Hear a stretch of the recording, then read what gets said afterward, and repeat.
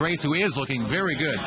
I'm Josh Lewin, and we do welcome you today to Chicago, talking about a White Sox team that had designs on doing something special, making a run. Just doesn't look like it's going to happen now. Yeah, just a short month ago, Josh, there was pennant fever here on the south side of town, but not anymore. The Minnesota Twins have just decided they're not going to lose the rest of the year, and now the Sox find themselves 9 games out. Disappointing for sure. We'll articulate some of what went wrong as we go forward today, but also look ahead to what the Chicago White Sox might do, and even what the Tigers might do as you look forward to 2011. But in the present today, got a couple of guys who can stake a claim towards being MVP candidates. Paul Konerko and Miguel Cabrera are head-to-head.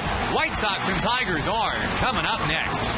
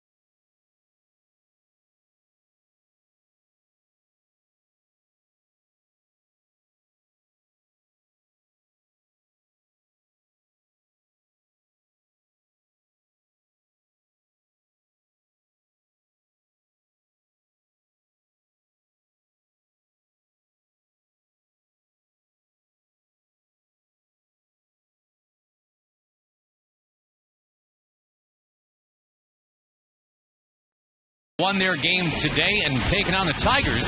Starting lineup for the Tigers, brought to you by Taco Bell. Think outside the bun. Got a Rookie of the Year candidate right off the top in Austin Jackson. Young Will Rhymes bats next, and it's Damon and Cabrera, Bosch and Rayburn, Peralta, Inge, and Avila. Lucas Harrell is on the mound because Freddie Garcia's got a bad back. Just his 3rd big league start coming up today. Yeah, the loss of Freddie Garcia is certainly the gain for Lucas Harrell. This is audition time for the big right-hander. A 500 pitcher in AAA this year. And today's game brought to you by Budweiser, official beer of the first inning. The beer that starts with full flavor and ends with a crisp, clean finish. Budweiser, it's what we do. And for the Tigers here, Gracie, a team 73-74. One thing's gone right for them. You're looking at it. Austin Jackson. He has had a great rookie campaign. Brings speed, defense, something that the Tigers desperately needed.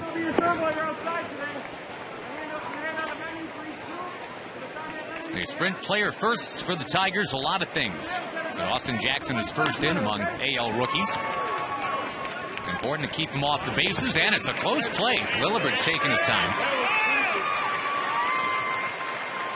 I'll show you those numbers again for Jackson. 168 hits already. If he gets to 100 runs scored, which he certainly should, he'll be the first Tiger rookie to do that, Gracie, since 1939. Yeah, he has had a fabulous campaign, as we said. You score 100 runs, you're making it look easy in the major leagues, and you do it in your first year. That is just so impressive.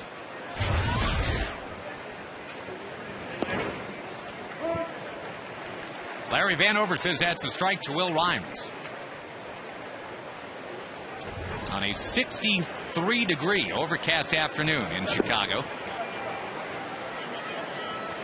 Had pretty decent rain for a couple of hours, right around noon today, but that's moved out. It's supposed to move back in around 6. You and I will not allow that to happen, Josh. Nope, we'll do a little dance up here and keep it all away. Get this one in so the White Sox can hopefully get things going. They'd like to at least get that high leg kick towards the finish line here. It doesn't look like they're going to be standing in the winner's circle or anything like that, but they got a shot to win 90, which is a reasonable goal. And let's face it, most years, Mark, that's a pretty good season. That's a really good season. The Minnesota Twins have just run off. As you see, ball 4 there to the speedy Rhymes. Check the defense for the White Sox. And it's Pierre, Rios, and Tian left to right. Tian, of course, supposed to be a third baseman, but they're checking out Brett Morrell there. Or Morrell, I should say. Ramirez, it's short, not Manny. That's Alexi. We will hear from Manny later today. He is DHing.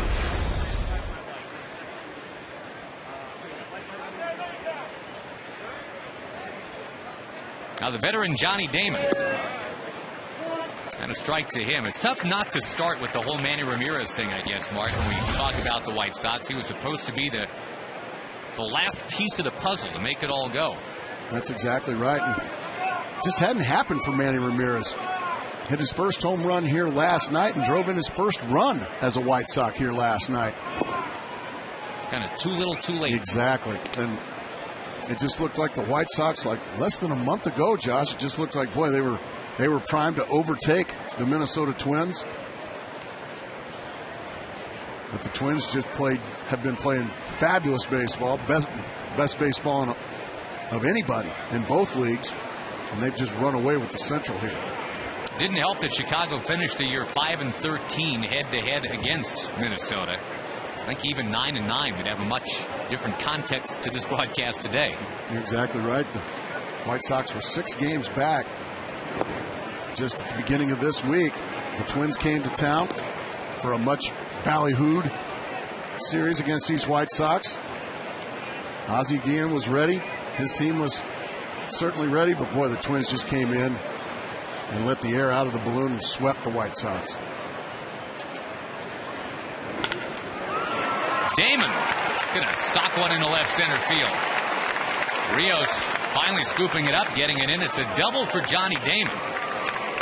Now, Lucas Harrell in his last start gave up 6 to Kansas City in the top of the first. Going to make sure something like that doesn't happen here today. Mentioned that the Minnesota Twins have already won their game today. And magic That's not number shocking to clinch news to anybody, is it? No, they're, well, like you said, they're just kind of pedal down right now. Even without Justin Morneau, they've been without Joe Nathan all year. Be interesting to see here if Miguel Cabrera gets pitched to in this situation with a base open. So far, Harrell and Przinsky are going to try it. Throw it right by him at 93 miles an hour. It's a guy with 118 runs batted in. And without Mags Ordonez in front of him, without Carlos Guillen behind him, that is some kind of season.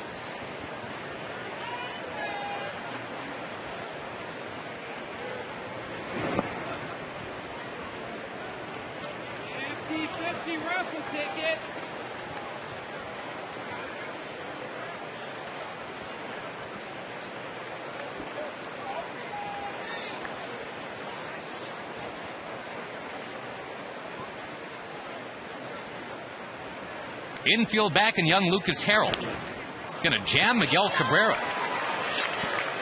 Well, it's a guy with 118 runs batted in and a lot of skins on the wall right there. Lucas Harrell not scared. He just challenged him, ran a fastball right in on the hands of big Miguel Cabrera. No fear at all in Harrell. Here it is, big fella. What are you going to do? Well, he's going to pop it up. That's a huge second out now for the White Sox.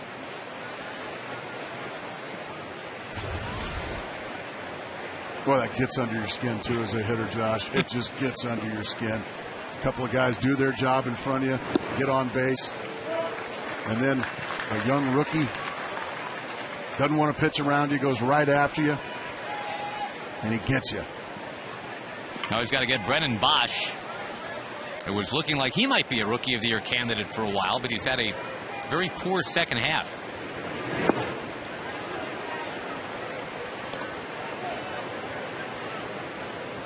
Tigers have the top 2 in the league in terms of hits from rookies, Jackson and Bosch. But again, most of the heavy lifting from Bosch was done back in May and June.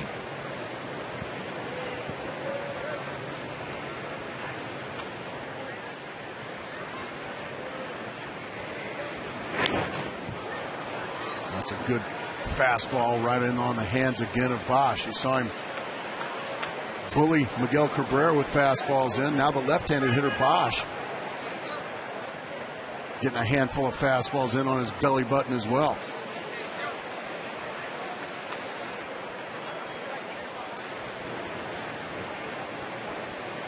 On a ball, 2 strikes. Fouled into the crowd. About a 20,000-ish crowd turning out on this gray day here in Chicago. Not a bad turnout at all for Sox fans. It rained most of the morning, as you said, Josh. One of the best grounds crews in baseball, though, making sure the field was ship-shape.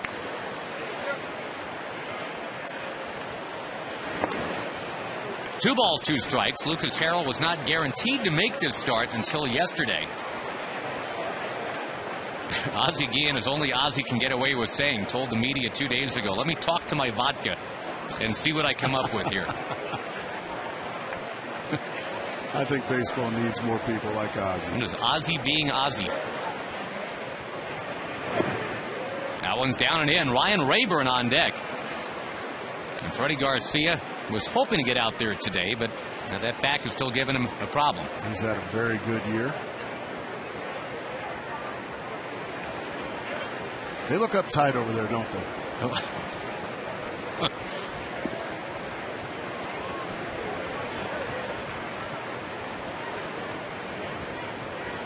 Payoff pitch coming. And that is ball 4. Lucas Harrell thought otherwise. Harrell started running off the mound. Larry Vanover, the home plate umpire, staring him down. There's a changeup that he thinks stays at the bottom of the kneecaps. Does it fall just below the kneecaps? Pitch. Let's see. Yeah. Boy, it's a close call. Harrell thought he had it. But Larry Vanover's word is law, and now the bases are loaded. For one of the hottest hitters in the American League, believe it or not, Ryan Rayburn, not a household name quite yet. But boy, he's been mashing of late. On base 4 times in the game yesterday. That was a Tigers 9-2 win.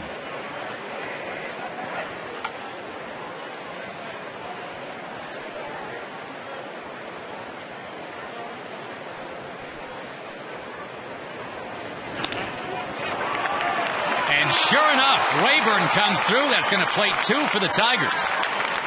He was convinced he had thrown strike 3 to Brennan Bosch on that 3-2 pitch, the changeup near the knees. Rayburn follows up by knocking home a pair. Well, you called it, Josh. One of the hottest hitters in baseball, Ryan Rayburn, gets a fastball that runs in on him. He catches it off the label of the bat, but you see Alexi Ramirez playing him to pull, and he just squeezes it by Ramirez. A great effort there. So the Tigers picking up right where they left off last night, jumping ahead with 2 quick ones. Johnny Peralta taking outside. Yeah, Rayburn has gone off like a Roman candle really since the start of August. Got the most extra base hits in the American League since the beginning of August.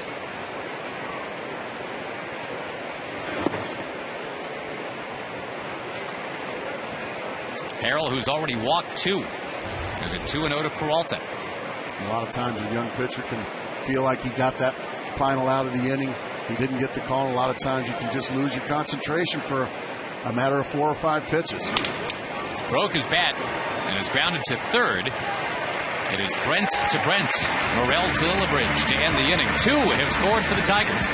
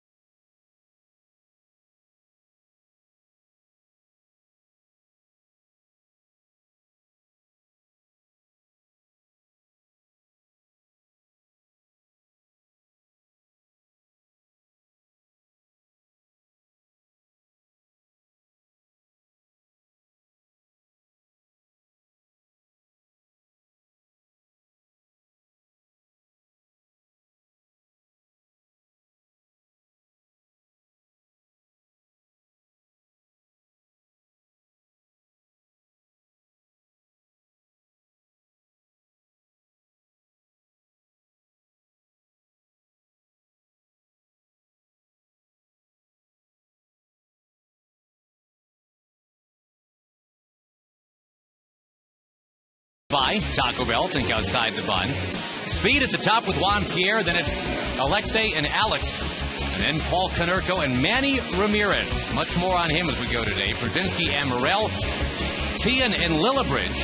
For a team that is 79 and 68 and now 9.5 games out. Justin Verlander's not going to make it any easier to gain ground today. Certainly not. He's one of those guys that's exciting to watch, Josh, because he has such great stuff. You never know. You may just see something special anytime he toes the rubber. He had a no-hitter in June of 2007 against a Milwaukee team that had pounded out 22 hits the night before. Opens up with Juan Pierre, the speedster taking downstairs. Got one of the best fastballs in all of baseball, does Verlander. We saw the high strikeout totals, 190 strikeouts. This guy's going to be difficult to strike out, though, with Juan Pierre. 97 miles an hour on the second pitch of the game. Just getting loose. Verlander's lost only once in his last 7 starts. You see Inge playing in to guard against the bunt. Better field your position when it's Juan Pierre running. One up, one down. Ramirez coming up. We'll take a look at the sprint player first for the White Sox, Alexei Ramirez. Leading American League shortstops now with a batting average of .280. This guy's just a good, solid player, Josh. He's a guy that plays every single day. He's a gamer. Turned himself into a very good defensive shortstop. Man, you get a shortstop that can hit you .280 and still play some defense. That's way above average. Oh, dear. Buckled his knees with the breaking ball. You know, when you and think his hips and his shoulders, you know, and everything. Name the body part, it buckled.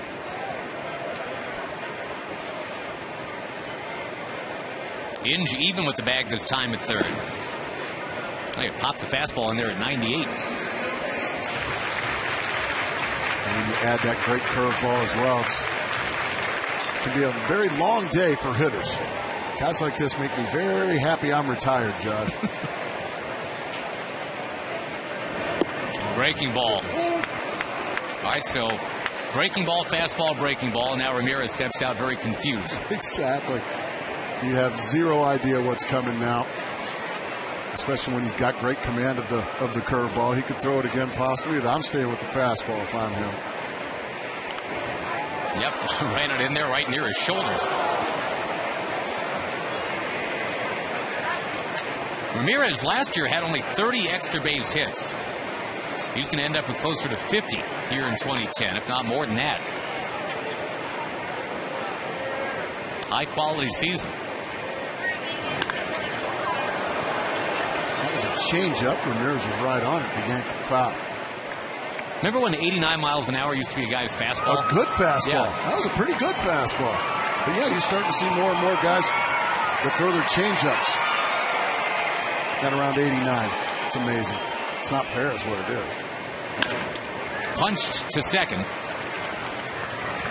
It really wasn't too long ago. I mean, I remember Harry Carey talking about, you know, they got a whole bunch of guys on this team that throw 90. Wow, 90. I'm telling you, early in my career and even later on in my career, if you threw 90 miles an hour, you were one of the harder throwers. Now, scouts won't even come look at you if you're throwing 90. Seems like everybody now, even the middle relievers and mop-up guys are all throwing 96, 97 miles an hour. Rios slams one, but that's not going to go. He'll die shy of the warning track, and it's a 1-2-3, bottom of the first. Tigers by 2 on Fox.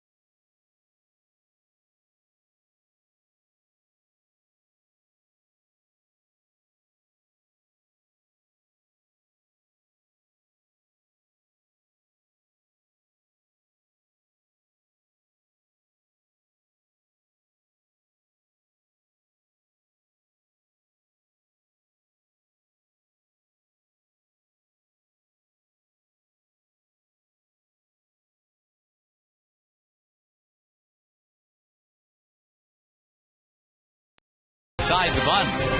By Sprint, the Now Network, and by Ford, Drive One. A city that Mark Grace knows fairly well, Chicago, Illinois. Welcome to the Tigers and the White Sox. Josh Lewin with you, too, as Justin Verlander looked real good in that bottom of the first inning. Yeah, that was very crisp, bottom of the first. Meantime, Lucas Harrell may be undone by a borderline ball and strike call. Ryan Rayburn followed up with a 2 RBI single. Now Brandon Inge to lead off the second. You spent some time in both of these cities, Josh, Detroit and Chicago. Two great baseball towns. You got that right. Inge into right field. This was the site of his first ever major league hit. A little more than 9 years ago off of Jim Parquet. Blast from the past. The left-hander from the White Sox. All right, taking a look at the Ford keys to the game. Well, we want to follow Cabrera's MVP run. And it looks like the rest of the guys are just following his lead. Rayburn and now Inge leading off the second. And Paul Konerko, who's an MVP candidate as well, is he going to be pitched to with Manny Ramirez hitting behind him? So not only keys for today, Josh, but for the rest of the season for these teams. Avila takes the strike. And yeah, I think not only on today's broadcast, Gracie, but obviously for the next couple of weeks, both these teams, it's going to be kind of an exercise in seeing what they've got going forward. Inge on the move. And the throw from Przinsky sails into center field. Inge was crumpled on the bag. He had no idea that ball was in the glove of Rios. He just kind of stayed put. Fourth steal this year for Brandon Inge. The play hit and run. Przinsky, well, not one of his better throws into center field, but Inge was, as you said, kind of sprawled at second base and couldn't advance. So Jim Leland keeping the accelerator pressed here in this top of the second inning.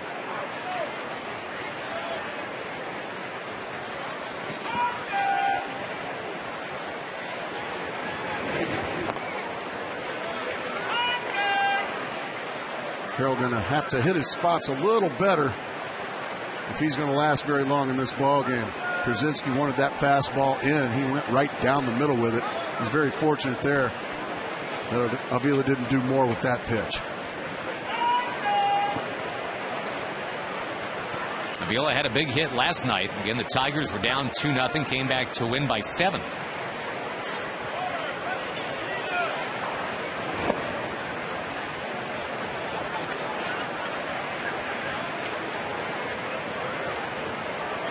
Tough second half for the Tigers yet again. This will be 10 straight seasons for them, Mark, that they failed to have a winning record after the All-Star break. That seems impossible, doesn't it? Yeah, just once, you know. In the dirt, blocked by Przinsky. Because there's been a lot of talent on these Detroit teams. Injuries certainly hurt him this year, losing Ordonez. It's tough to say that reflects on the manager. Everybody's got so much respect for Jim Leland. He was the 06 AL Manager of the Year. Took the Tigers to the World Series.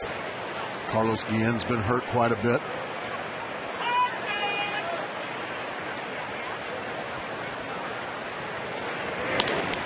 Towards short, Ramirez skids to a stop and makes that catch.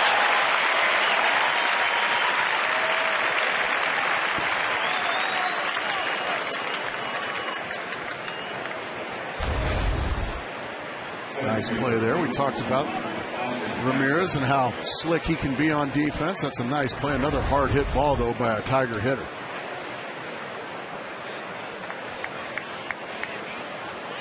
Jim Leland, who used to be the third base coach here for the Chicago White Sox way back when.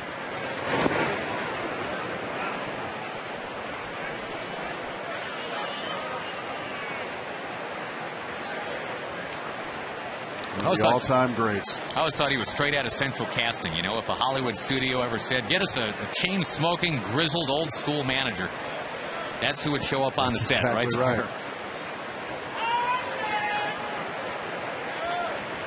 You know what? I think the third base coach would look like Gene Lamont. Yeah, that's exactly right. He's a Leland and Gene Lamont are pretty good stereotypes as far as Hollywood and baseball are concerned. Former White Sox skipper. did some great things here for the Sox. Wave and a miss by Jackson.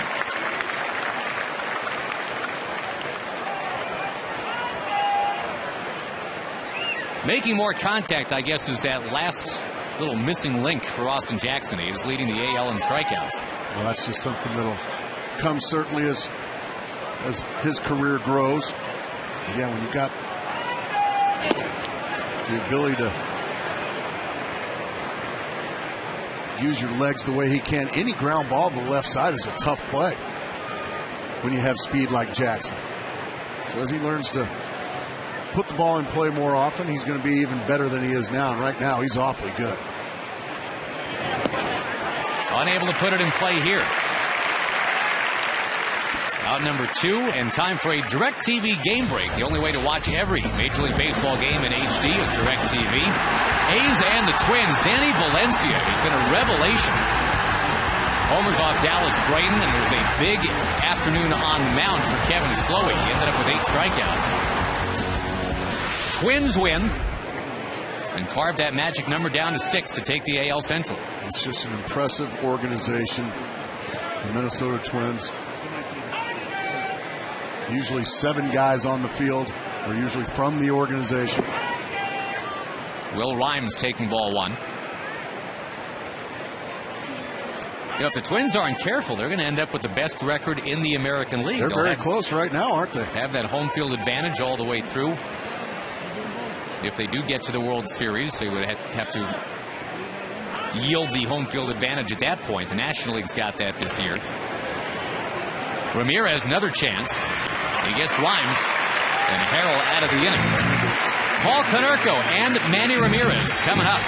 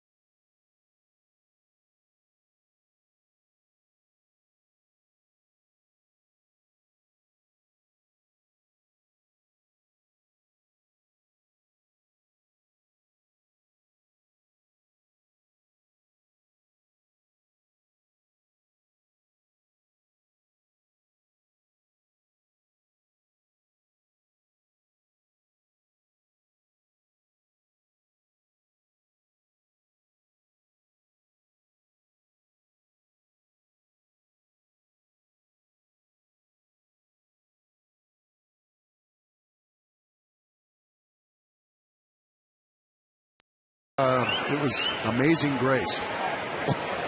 No, I am not shocked. That sounds about right. Paul Konerko takes.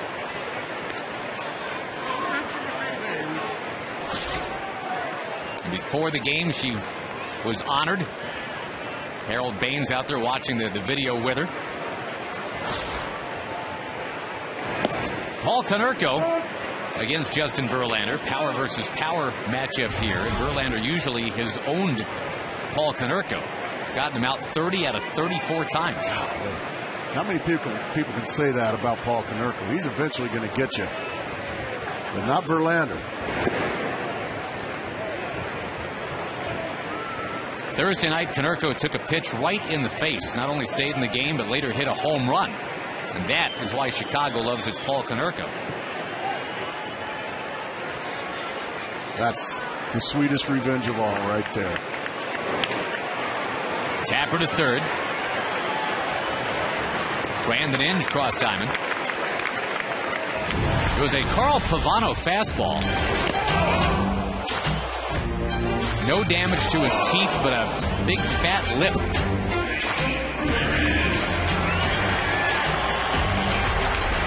That's a tough man right there. And a good man. Which leads us to the discussion of Manny Ramirez. And, Dodger fans will say, well, wait a minute. Paul Konerko gets hit in the face, stays in the game and hits a home run. And Manny Ramirez wasn't exactly asking in the lineup in L.A. towards the end of his time there. No, not at all. And obviously in Boston, that's kind of how it ended up, too.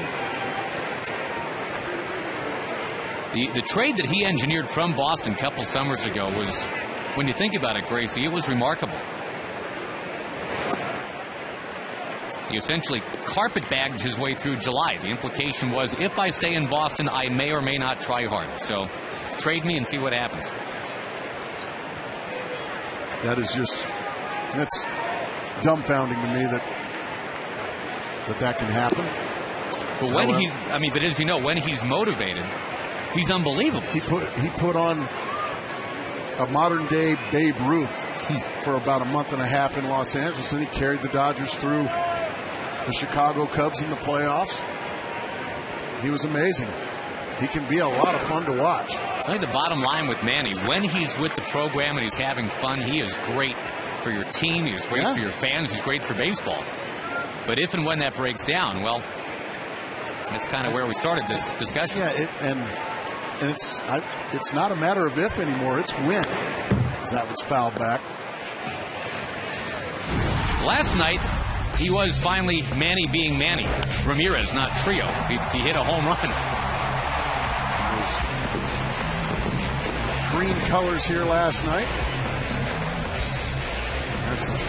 And you'll find out also, everywhere he goes, he is so popular with his teammates. Gas. 99 miles an hour. Even the great Hall of Famers aren't going to catch up to that one. So it's just a straight-up great matchup. The Verlander fastball against that bat of Manny Ramirez. One of the greatest right-handed bats of all time in Manny Ramirez. But that's just, with Manny, sometimes it's just, you just don't know. It's going to happen. You just hope it's later than sooner.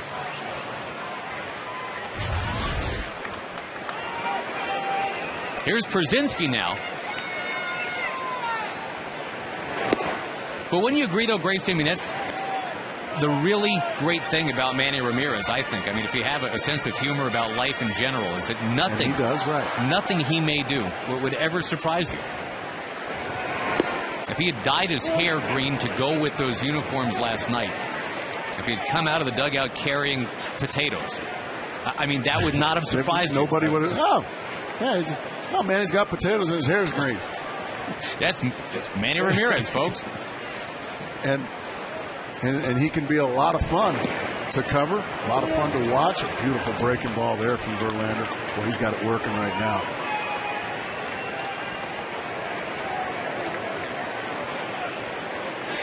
Verlander needed just 10 pitches to slice through the first inning. Przinsky in the center. On the move as Jackson locks it up, and we'll return to Chicago after these words from your local Fox station.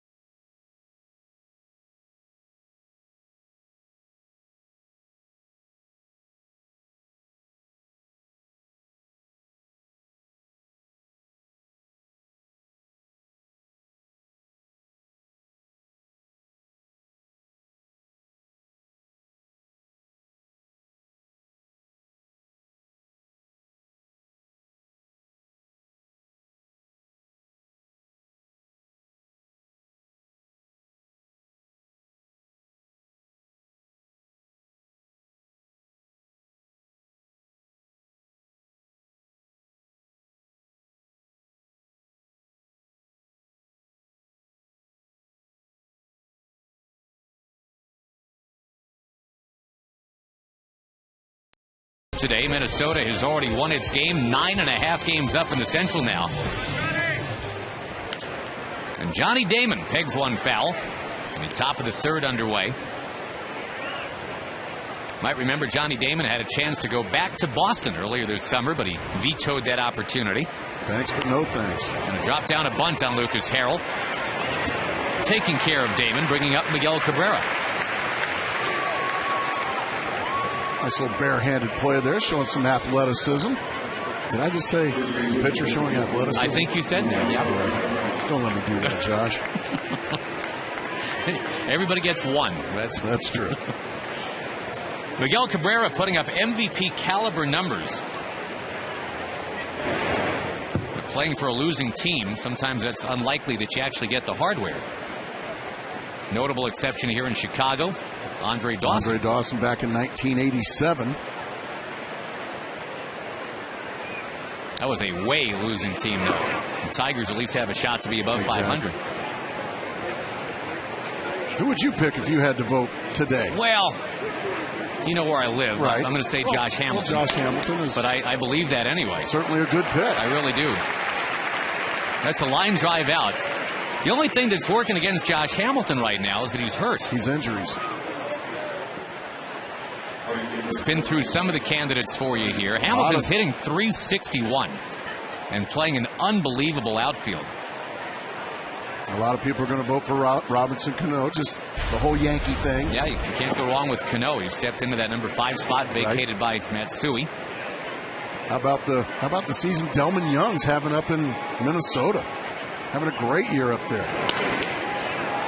That ball laced into left center field. Brennan Bosch, a walk in the first inning.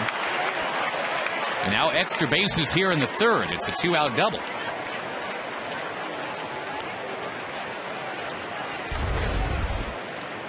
Beautiful piece of hitting. Looks like a slider that stays up in the zone and out over. He doesn't try to pull it. He just nails it past Juan Pierre in the left center gap. Tigers trying to make some noise here with 2 outs.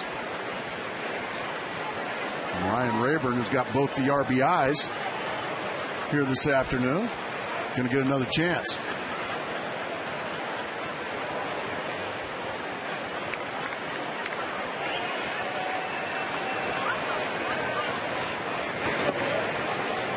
Curve for a strike in the inside corner.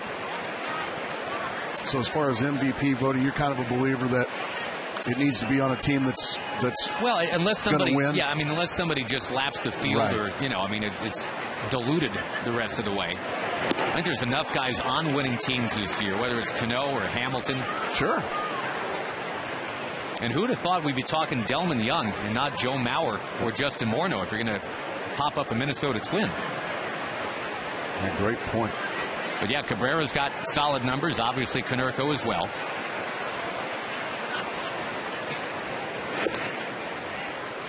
Okay, now that I've asked you, I'm just going to keep picking your brain here a little bit. Do you believe? Are you a believer in a pitcher can be MVP? Oh, sure, it can be. Okay. I don't think this is the year for See, that. I'm not. No, I'm not. Really? Never? They've got their own award, the Cy Young Award.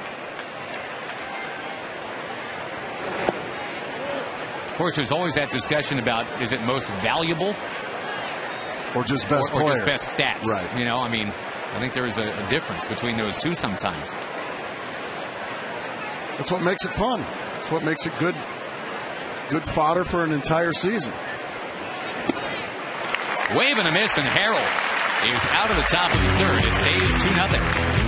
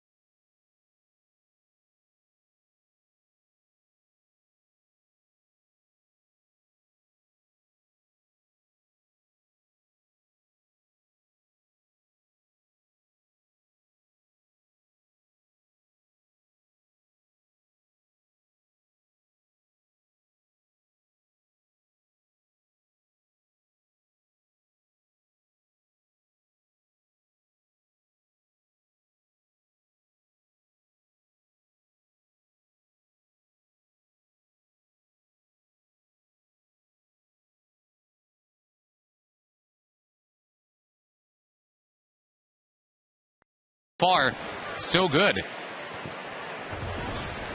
6 up and 6 down so far for the big right-hander. Wow, look at that breaking ball he's got going today. Number 2 pick in the nation. At one point, Justin Verlander. Brent Morel, a couple of home runs already in just 12 big league at-bats, including one yesterday.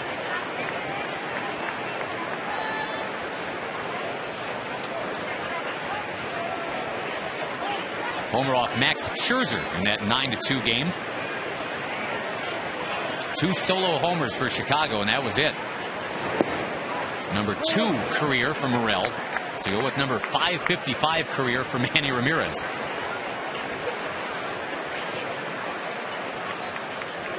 So he's got a little ways to go to catch Manny, huh? Just a little bit. They like Morel, though, quite a bit. Well, third base has been a bit of a black hole this year for the Chicago White Sox. They signed Mark Teahan. They're going to stick him there. They gave him a lot of money for that.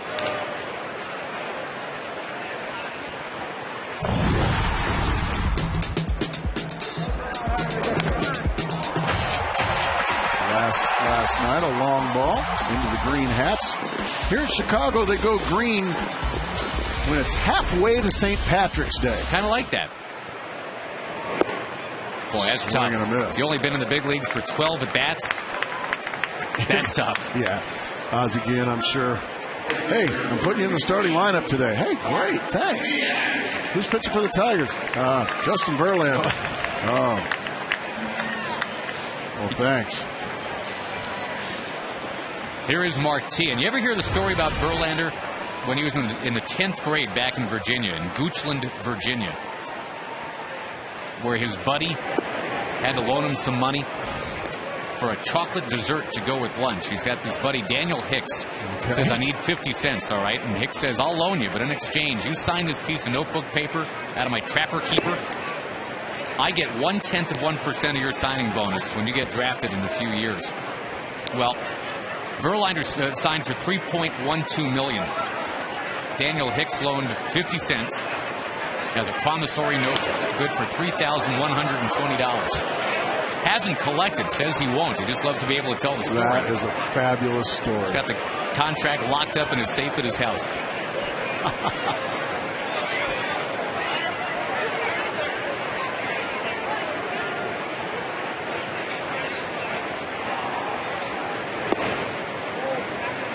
First 3-ball count of the afternoon here for Verlander.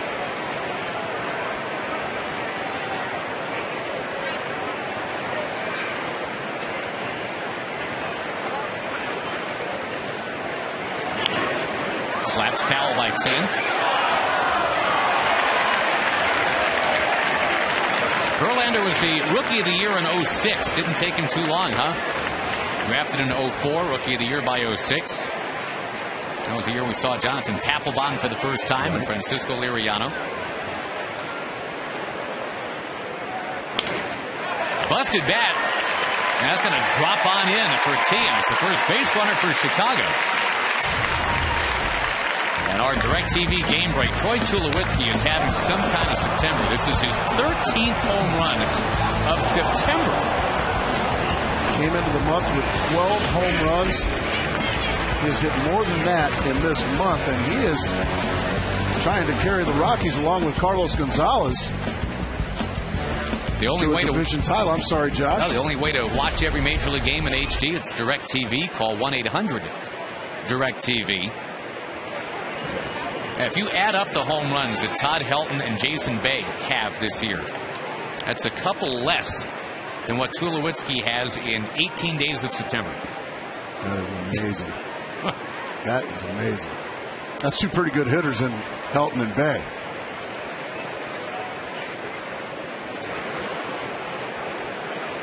Pretty quick pickoff move there Verlander has. He has always been a guy that's been tough to run on. Last year there were 16 caught ceilings when he was on the mound. That's the most in the AL. Whacked into left center, base hit for Lillibridge in the bottom of the order coming through for Chicago. Back-to-back base hits, and up comes Juan Pierre. Well, Lillibridge just took a fastball, a 98-mile-an-hour fastball in the middle of the plate, and just blisters it right back up the box. Nice, short, quick swing. Now the White Sox here with one out, starting to cook up a brew here in their half of the third.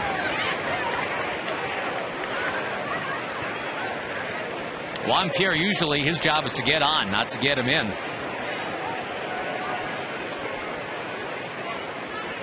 But he does have 40 runs batted in from that leadoff spot.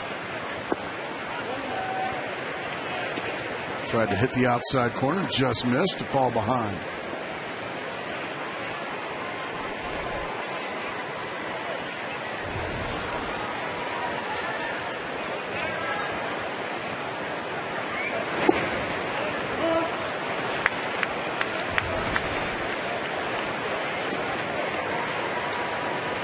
Tigers with a win today will crawl back to the 500 mark. If the White Sox lose, Minnesota's magic number to clinch the Central is down to 5. Blocked by Avila. A real good job there by Avila to squash a would-be wild pitch and keep the double play in order. Watch him just go right to his knees. There's nowhere for that baseball to go, but right in front of him. That's a perfectly executed block there by Avila.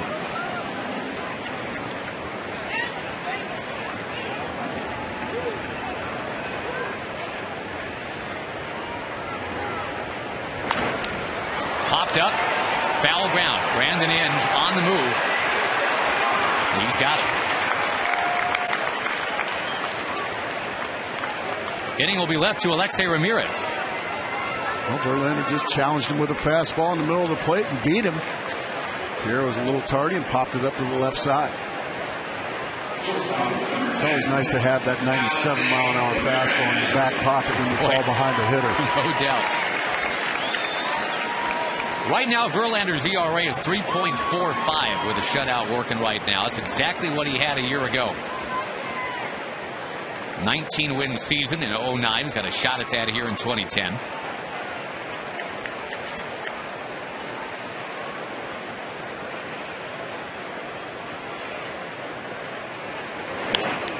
Been some high-quality pitching in the American League this year. Has. Felix Hernandez flirted with a no-hitter last night. How many wins now for Felix Hernandez? Would you believe only 12? And a lot of people are probably going to vote for him for the Cy Young Award. That worked for Zach Greinke last year, right? Yeah, that's exactly right. On a losing team. Greinke pretty much won it in the first half last year with an ERA under 1. Breaking ball in there. This is a Cy Young caliber curveball right here, folks. Watch Ramirez. Ugh. The second time he's been frozen by that pitch.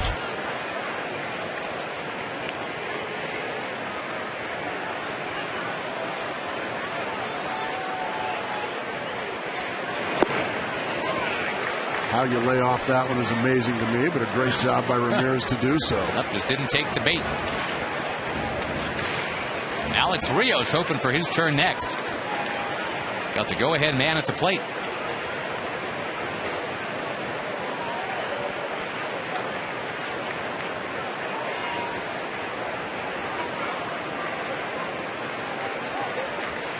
Ramirez stands very close to the plate and just invites you to come inside. Boy, Verlander takes him up on it. Got to get to first base to cover. He is there in time. 2 men left. We'll be chatting it up with Aussie Guillen soon on Fox.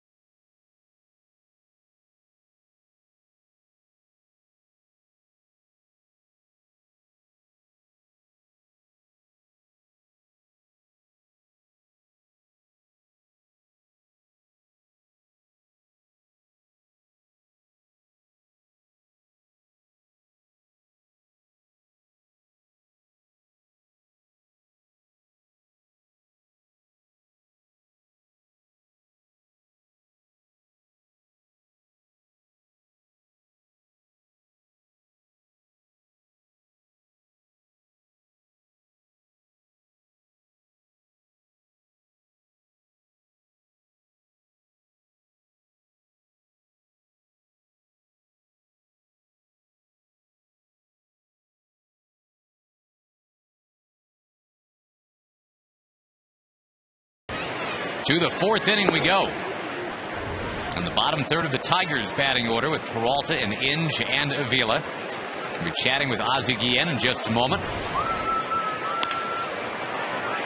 The ball into center field, tracked down by Rios. And we talked to Aussie Guillen about not looking too much at Minnesota, though that's tough not to do. We talked about looking at his own team. Well, we want to play hard no matter what. I think this team fight they fight all the way to right now. From the beginning of the season, the way we start, we turn this thing around. They play hard every day. Unfortunately, we picked the wrong day, the wrong year. Minnesota's playing so good.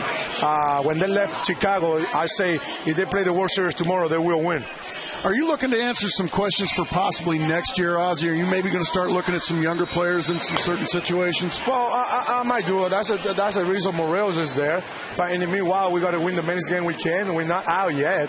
I know it's going to be very tough. It's not impossible. But in the meanwhile, we got to go there and win the men's game we can. I think this ball club is very, very easy to manage because they go out there and play hard for us, and that's I appreciate that. Ozzie, always a pleasure. Thank you for your time. Take care, my friend. Enjoy Chicago, Poppy.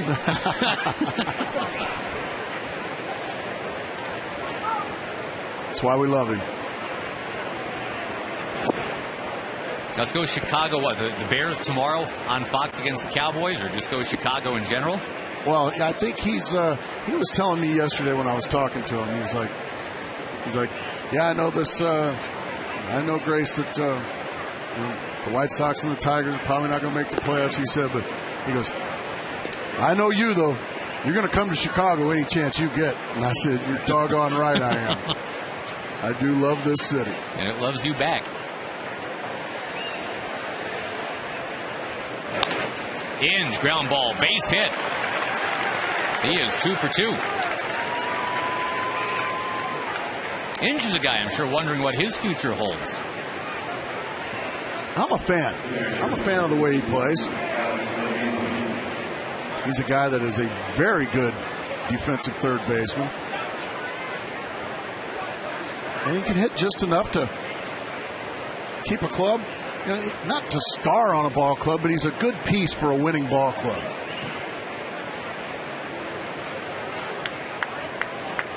Drawing some attention here from Harrell. Well, and through the tough times in Detroit, and believe it, there were some tough times in Detroit. He was always one of those good soldiers, never complained, always stayed positive. And he got to see the good times when they went to the World Series. A smash foul and a broken bat. I always think of Bobby Higginson, who was such the organizational soldier for so long, and that guy, the Tiger miracle of 05, that had to have killed Bobby Higginson. He had retired having logged, or of 06 I should say, that Higginson retired having logged 11 seasons in the majors, 3 in the minors, all with the Tigers. Never was on a team that had a winning record. And if you look at what he did in college, his college team lost too. So 17 years in a row that guy lost.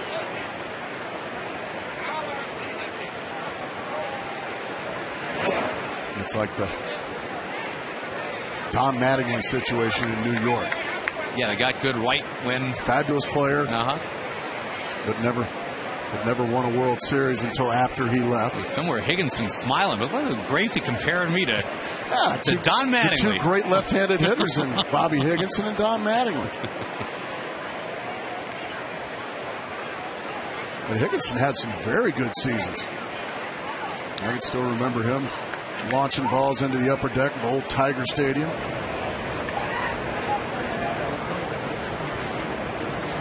Last I heard, he was running a car business down in Orlando, Johnny Damon's hometown. It's like Turtle on Entourage. Just trying to get the car business going. Kind of tough to do these days. Anyway, the Tigers did have that one very special season. That 2006 season. Of course, the White Sox right before that. After a lot of waiting, it arrived. Tigers didn't quite stick the landing. The White Sox did.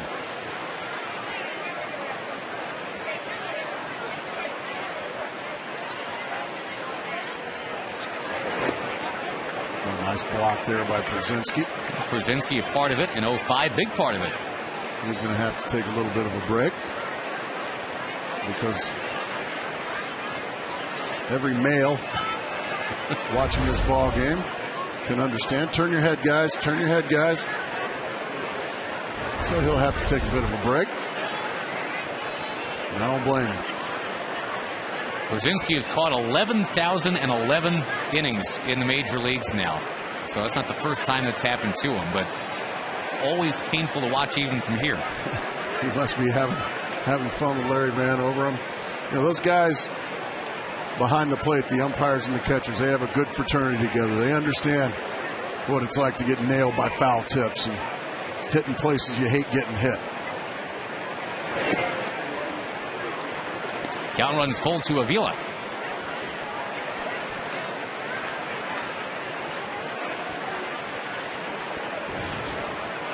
At the top of the order on deck, and the Tigers already up 2-0.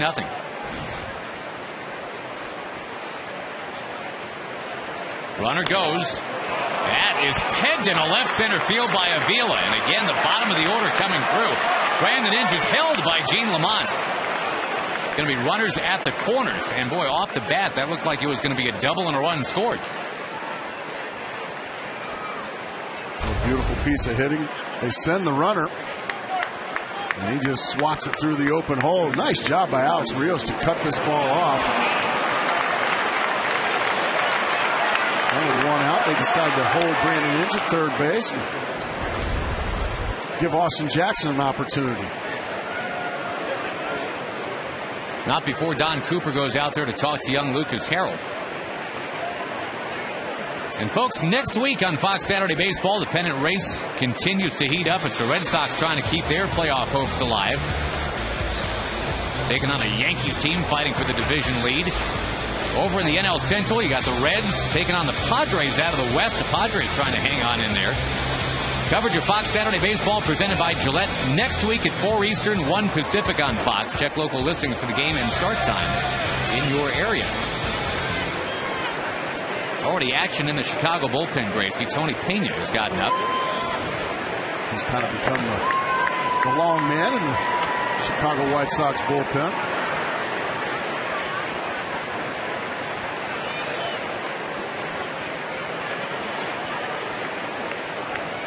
Jackson, a ground out and a strikeout.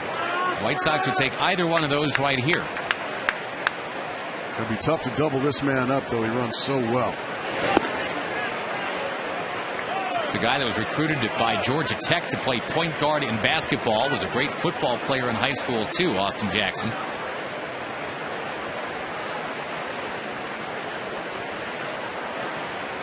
One of those guys that probably beat you at everything possible. You play ping pong against him, yeah. He's probably going to beat you. Hard to believe the Yankees were okay with trading this guy.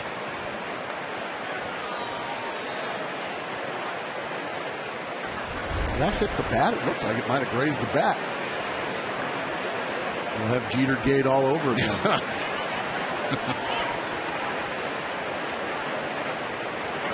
The bunch with the runner coming down, that's Inge.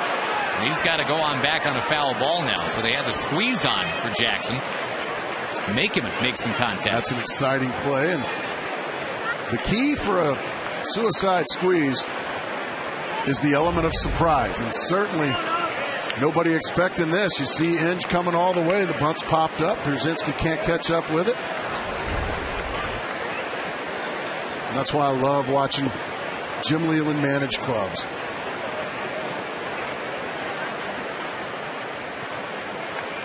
You just never know what to expect from him.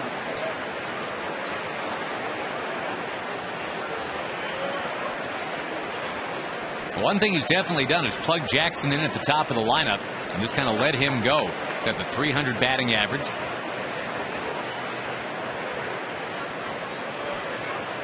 Przinski wants a slider. Let's see if Harrell can deliver it. Moving outside.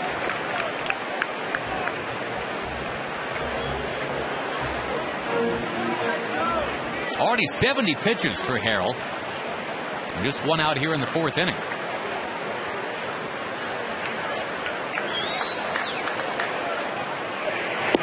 taken. And that is strike 3 called. Well, obviously looking for something off speed, because he just took a fastball right down Broadway. I mean, you can't split the plate any more than that.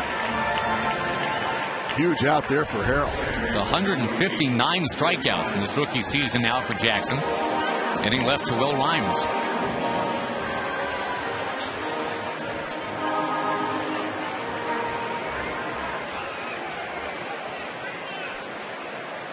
Again, the big sequence in this game.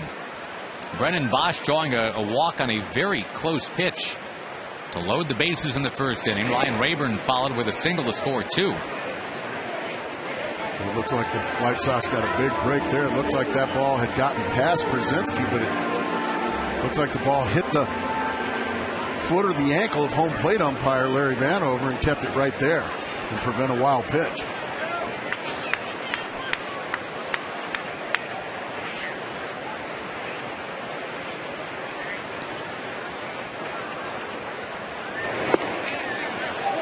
Fastball to the inside corner. Harrell can't pop it in there like Verlander. Verlander's Mr. 99.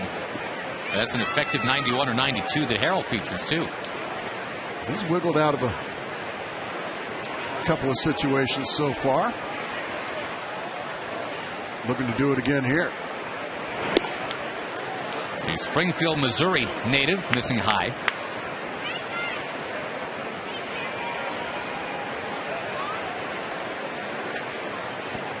And again, if you're just joining us, the Twins have won their game today.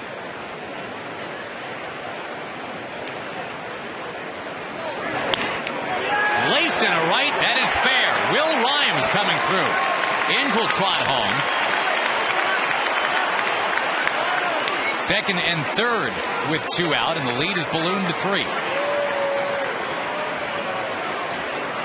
A big 2-out hit right there. The 14th big league RBI for Rhymes. Once again, Detroit Tigers coming up with 2-out RBIs.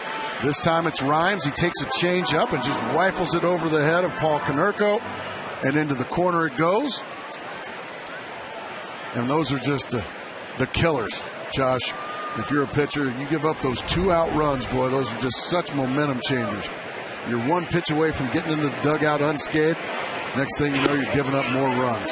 To a guy whose bio can be found on page 431 of the Tigers media guide, which is another way to say he was not in the original plans this year. Probably wasn't expected to be in the big leagues this year.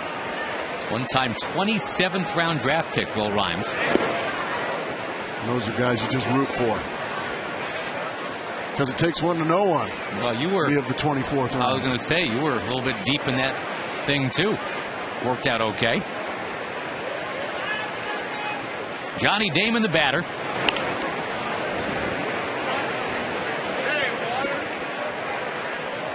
Mark Grace and Jorge Posada, probably the best 24th round picks of recent memory. Me and Jorge share that distinction, huh? Hip, hip. Hip, hip, Gracie doesn't quite. No, it just doesn't have a ring to it, does it?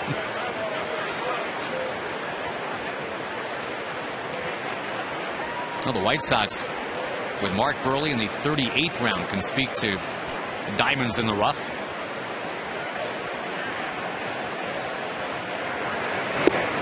Good fastball there. That will end the inning. Damon out, but another run in.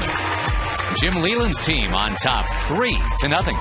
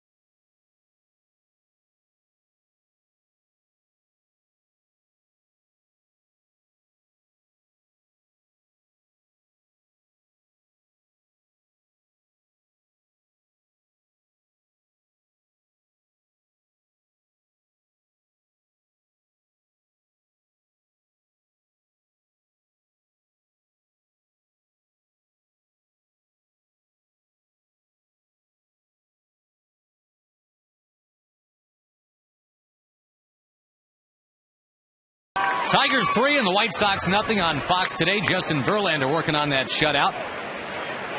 And Alex Rios will take. We are underway in the bottom of the 4th inning.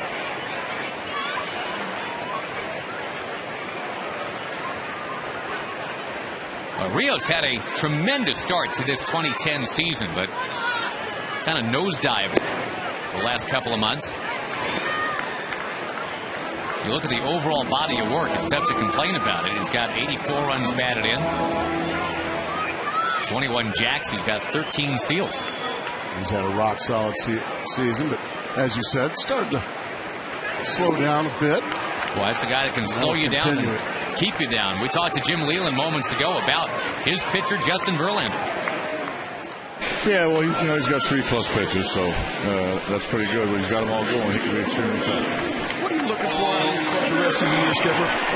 Well, don't cash anything in. I mean, we get paid throughout the season, and you got to play it out. It's been some tough times for us recently, but you expect everybody to get a good effort every day, and you expect that from the first day to the last day, no matter what your record is.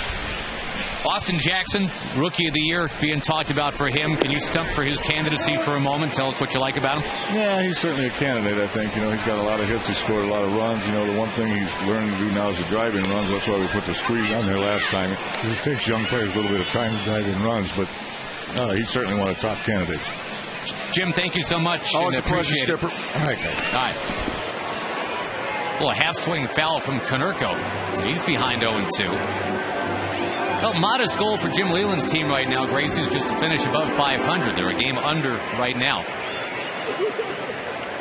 That always makes you feel better about things when you go home for the winter. Look back, guys like Justin Verlander. Look back at, now how did I do when maybe the pennant wasn't on the line? Guys that show up for work, guys that do their job anyway, and you heard Jim Leland say, you get paid to play the entire season. He couldn't be more correct. So he expects his guys to go out there and play very hard until the very last inning, and they're doing that for him. Konerko spun out of there. Remember, was hit by a pitch right in the face just a couple of days ago. Yeah, those will get your attention.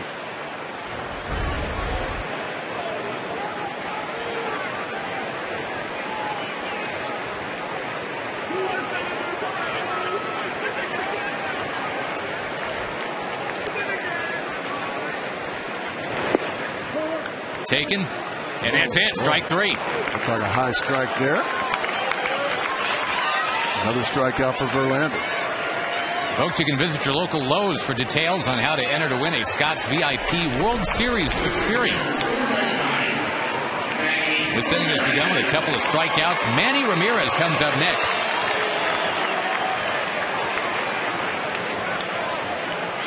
As we talked about his first time up, a bunch of singles, not what the what the White Sox had in mind when they acquired him. Finally did hit a home run yesterday, but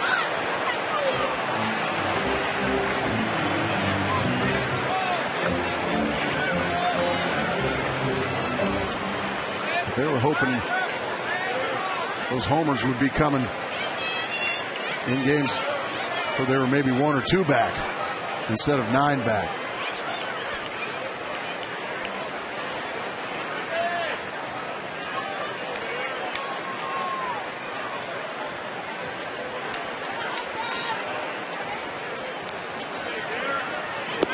He's taken his previous towns by storm. When he arrived in Boston, when he arrived in L.A.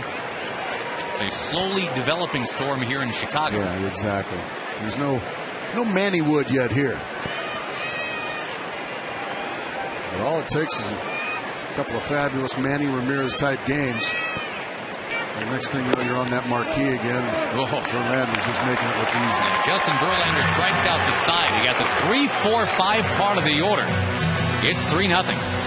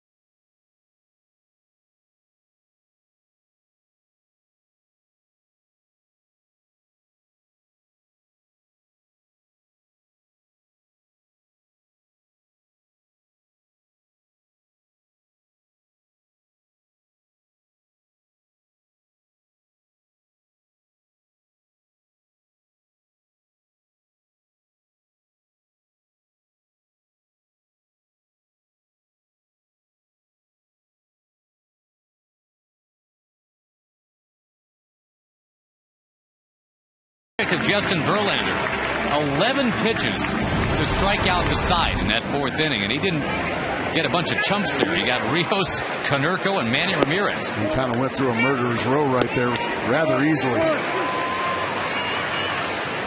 When a guy like that gets it going, Josh, it's fun.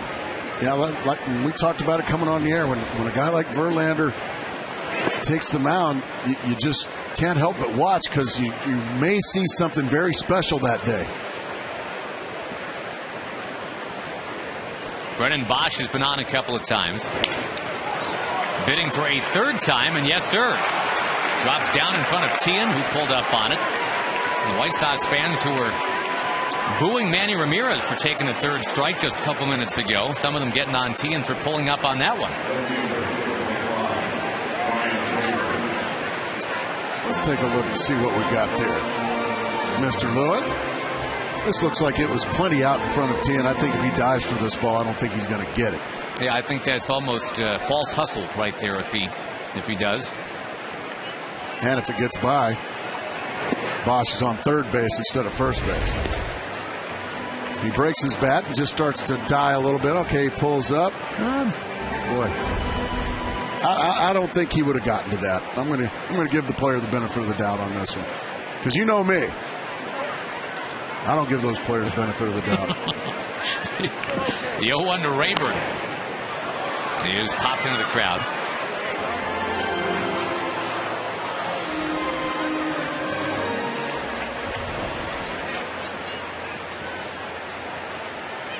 Harrell obviously has worked a little harder than Verlander has had to today. Verlander has only thrown 56 pitches.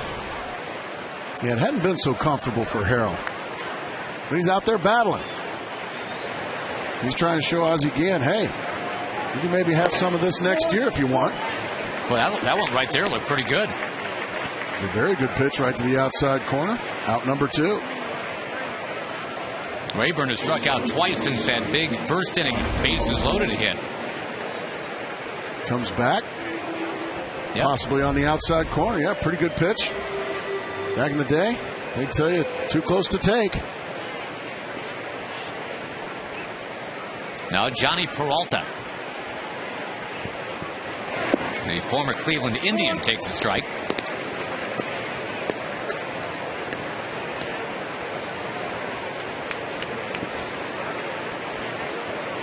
Boy, 8 of the 10 hits in this game have been by the visiting Tigers.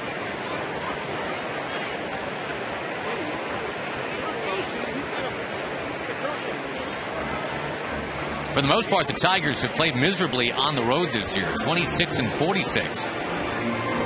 They're 47-28 at home. Well, I'll never understand how you can have that big a discrepancy. This doesn't make sense to me. A little bit short. That's essentially a 40-game swing right there, though. Tian, no problem getting that one. You're not going to boo him now. No, please don't. Good. Justin Verlander back to work after this.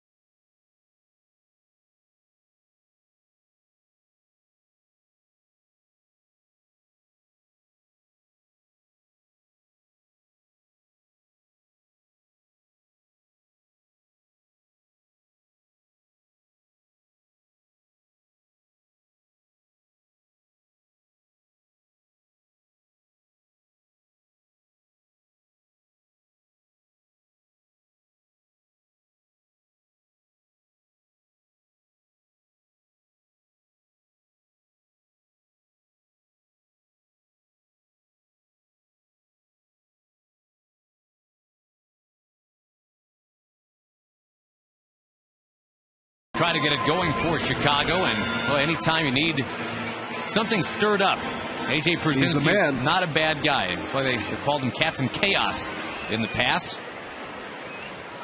He's one of those guys, if you're playing against him, you can't stand him, and if he's on your team, you just love him to death. Because he's out there doing anything and everything he can to win a baseball game. Good fastball. The general rule of thumb, we've said it before, if there is chaos on a baseball field, you look first to see if A.J. Przinsky is in the house. And he has said, I know I do things that other teams don't like. He says, I'm not trying to bother other people. I'm just trying to win a game. And, that's something you'd expect his manager to have said when he was playing. That's exactly right. That is definitely how Aussie Guillen played the game, too. You're out there to beat your opponent, not be friends with him.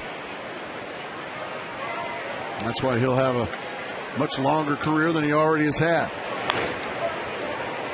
Chicago's had a rich history of in-your-face types that help their teams win. From Jim McMahon to Dennis Rodman. Oh, yeah. So, no big deal what Przinsky's up to. Those are gentlemen's gentlemen out there. This is the Przinstigator. Back to Verlander. No chaos here. Fox Saturday Baseball is presented by Gillette Odor Shield Antiperspirant. Help eliminate odor. Don't just cover it up.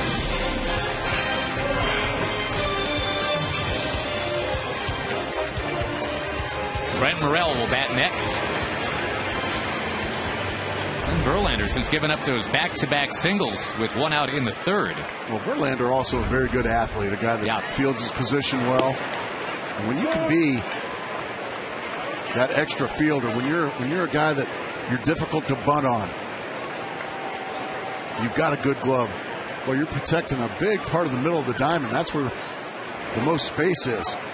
If you can be a good fielder, boy, that just helps you win so many extra games. Going to serve Mark Burley very well on this mound. Oh, man. A little bit of everything here. Just like Jim Leland said. Yeah, he's got 3 pitches that he can throw anytime. I think the curveball, for me, has been the most impressive. He's had a great curveball today. You're right, Josh. I like the fact that he just stays right on the mound. Works fast, throws strikes. That was 99 miles an hour. Letter high fastball. Right after you see the slider, you got to deal with that. He just stays right on the mound. All right, give me a sign. I'm ready. And you love playing behind guys like that. Guys that are working quickly, throwing the ball over the plate, making the opponent swing.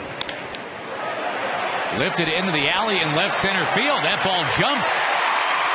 Gets right to Frank Thomas's shoulder. Brent Morel is getting some things done since coming up from AAA. Very impressive there by Morel. That was a breaking ball, the one that we've been so impressed with all afternoon, Josh. And he just goes right down and just drives it into the gap. And as you said, keep an eye on Frank Thomas. There it is. Right shoulder. Been hit by another pitch. That's just a nice piece of hitting by the youngster.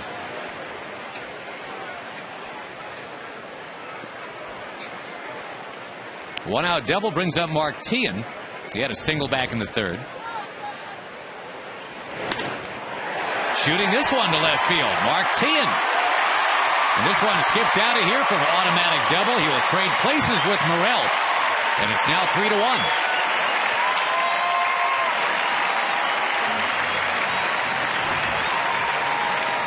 Verlander not easy to do this against. Gordon Beckham mic'd up, and we'll listen to what he's got to say.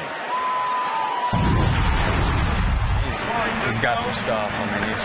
He's controlling all 4 of his pitches today. So you just got to go up there. I fouled off a fastball from him last year at 98.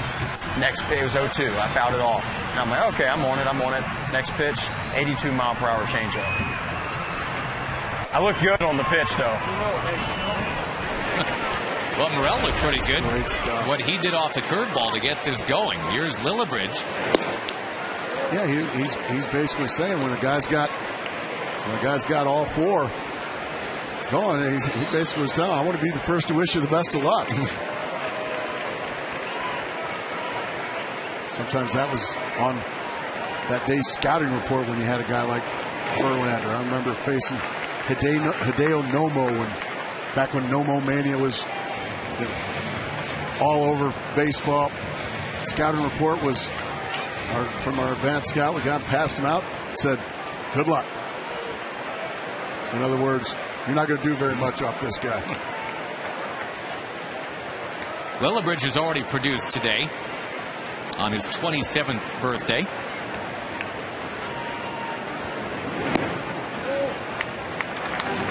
All of a sudden, now Verlander for the first time experiencing a little anxiety out there.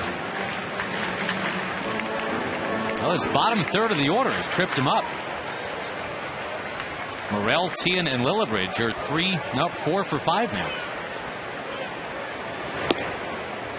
That one shaves the corner, 3-1.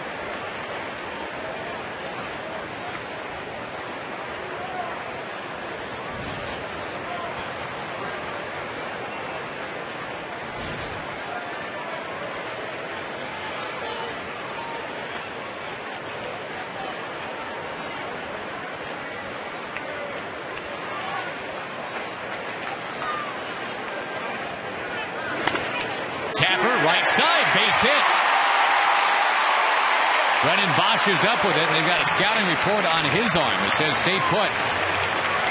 There's that bottom of the order, just like you were talking about, Josh. Boy, they're 5 for 6 now. Lillibridge, happy birthday indeed. He's 2 for 2 off of Verlander. And a really nice job of taking a fastball away and just swatting it the other way through the open hole. And just like that, the tying runs on first base when it looked like Justin Verlander was just going to cruise through this ball game. The bottom of the order for the Chicago White Sox, making life a little difficult for him. Rick Knapp is out to talk to Verlander. Juan Pierre coming up. Juan Pierre, a candidate for the 2010 Roberto Clemente Award. The Chevy honors the spirit of the community, supporting the 2010 Clemente Award. You can cast your vote at Chevy.com/Clemente. You could win a trip to the 2010 World Series. See the on-field announcement of the national winner.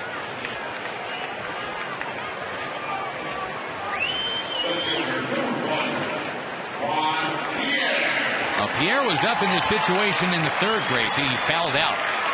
First and third. And left the inning to Alexei Ramirez, and he was taken care of soon after. Verlander usually fields his position so well. They're going to get the one out there. And they were lucky to do that. Run scores. Tian is in. It is 3-2. It's a really nice play by Will Rhymes to get the out at second base. Once this ball gets past Verlander, he just whiffs it. Right by him it goes. Now it's a scramble, and he really makes a nice play. And that bare hand, it's short.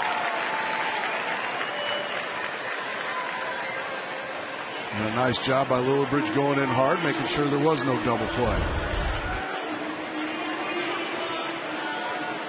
Well, it all started with the rookie Brent Morel. He waited on that curveball and doubled into the left center alley, and all of a sudden you got a 3-2 game. Juan Pierre always a threat to steal a base. He's got 58 of them, leads the majors. Verlander, as you said earlier in the game, very difficult to run on. Good little matchup right here. Normally you talk about a lefty with a great move to first. Verlander is a rare right-hander who can go and get you.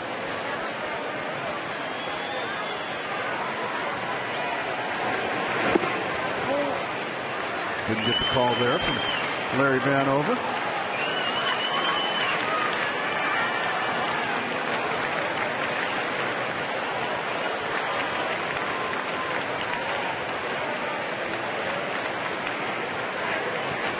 Very safe lead over there for Pierre.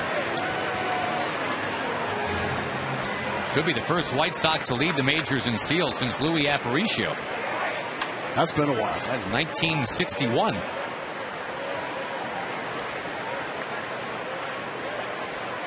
Bigger lead this time, not going. And fastball way outside. That time Verlander just overthrew that one. Avila giving him a little sharp reminder. Let's go.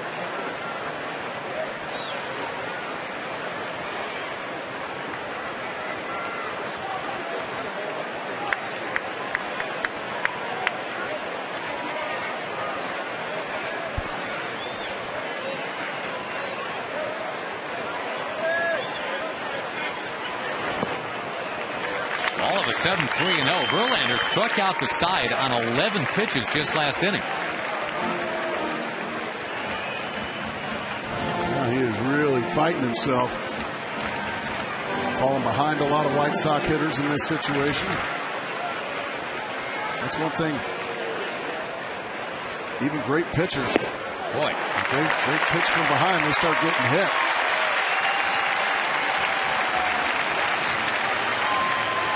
Suddenly, Alex Rios has a chance to really do something. 2 on, 2 out. Didn't look like Verlander would ever be in a position where we'd say he was on the ropes. That's exactly right. Didn't think that at all. Still no movement out in the Tiger bullpen. Understandably so.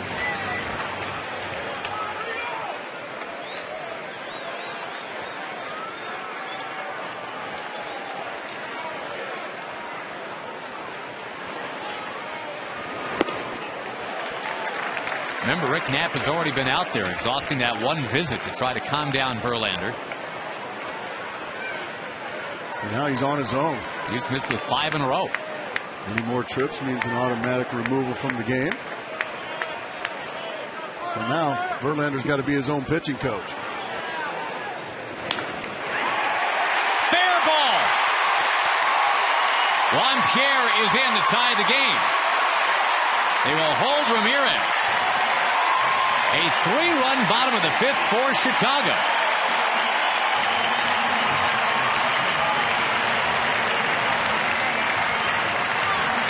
Well, again, the bottom of that order gets credit for tipping the thing over. Morel, Tian, Willibridge, all with base hits. The slider, and Rios catches it just off the end of the bat and by a sprawling Brandon Inge. And we got ourselves a brand new ball game. Well, the other thing certainly to look at, Gracie, the fact that Verlander could have and should have been out of this inning up 3-1. If he gets that comeback, returns a double play. You're exactly right. Now Paul Konerko is always the guy you want up in this situation, unless he's facing Justin Verlander. Right, 4 for 36 lifetime against him. And starting to yell Paul Lee.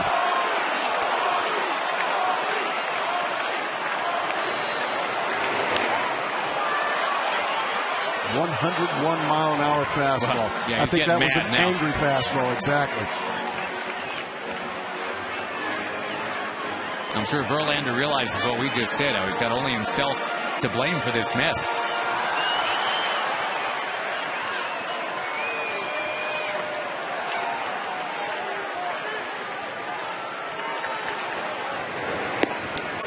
Whipping on a comebacker, a 4-pitch walk to Alexei Ramirez.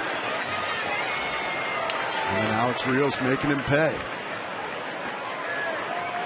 It's 2 of the better pitches Verlander's thrown all day. The fastball at 101, and then the knee buckling breaking ball to jump ahead 0-2.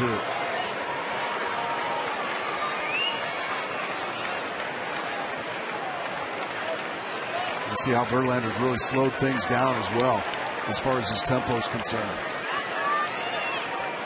Yeah, 2 strikes here on Konerko. First base open. Manny Ramirez on deck. 100 miles an hour.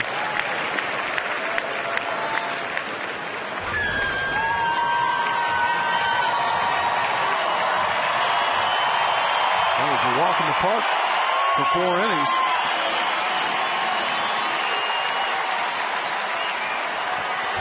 This inning, he's met some muggers. Brings the 1-2. And strikes him out at triple digits. Manny Ramirez left on deck. The White Sox, though, have rallied to tie it 3-3 on Fox.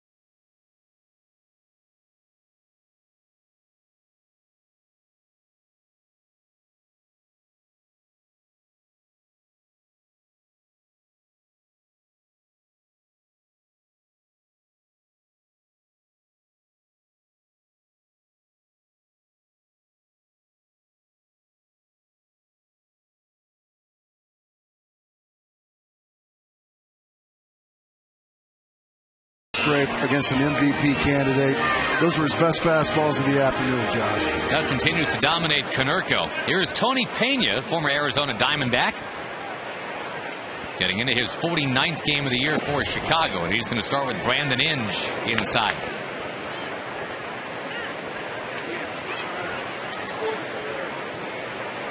And we'll see how Verlander responds to that wobble in the 5th inning. Again, right before that was the 11-pitch 4th inning where he struck out the side. Rios, Konerko, and Manny Ramirez. Such a strange game. How you can be just on such a roll and then it just comes to a complete halt. Nice friendly hop at third base. Inge is out. Today's game is sponsored by Chevrolet. Every model is backed by a 100,000-mile, 5-year powertrain limited warranty. By Bank of America. Get MLB banking only from Bank of America. And by the all-new BK breakfast menu only at Burger King.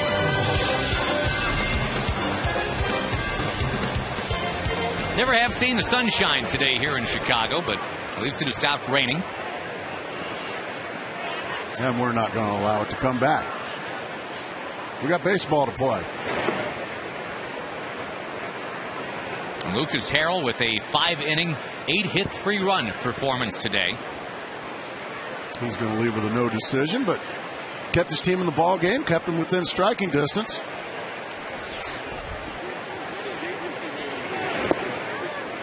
Pena bouncing that one in, 2-0.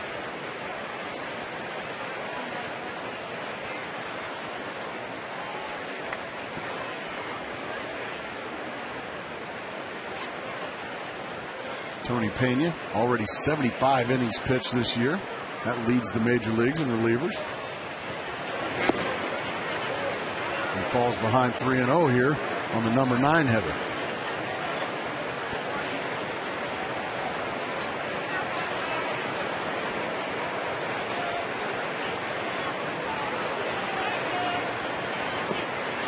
Avila, number 9 hitter, takes a walk. Now for another game break, brought to you by DirecTV. Call 1-800-DirecTV. It's just more Troy Tulowitzki, no big deal. 14 homers in his last 63 at-bats. Starting September 3rd, and remember, this is only September 18th. Guy's got 14 home runs. He's got 2 today. And a 6-0 lead over there for Colorado. It is not that easy, son. Well, apparently it is. Yeah, evidently. Austin Jackson rams one into center. That'll be caught by Rios. So as the Rockies again try to make that late push, and they do that, it seems like every year now. Troy Tulowitzki is going to be the guy that carries the mantle forward. That's 15 games, 14 homers.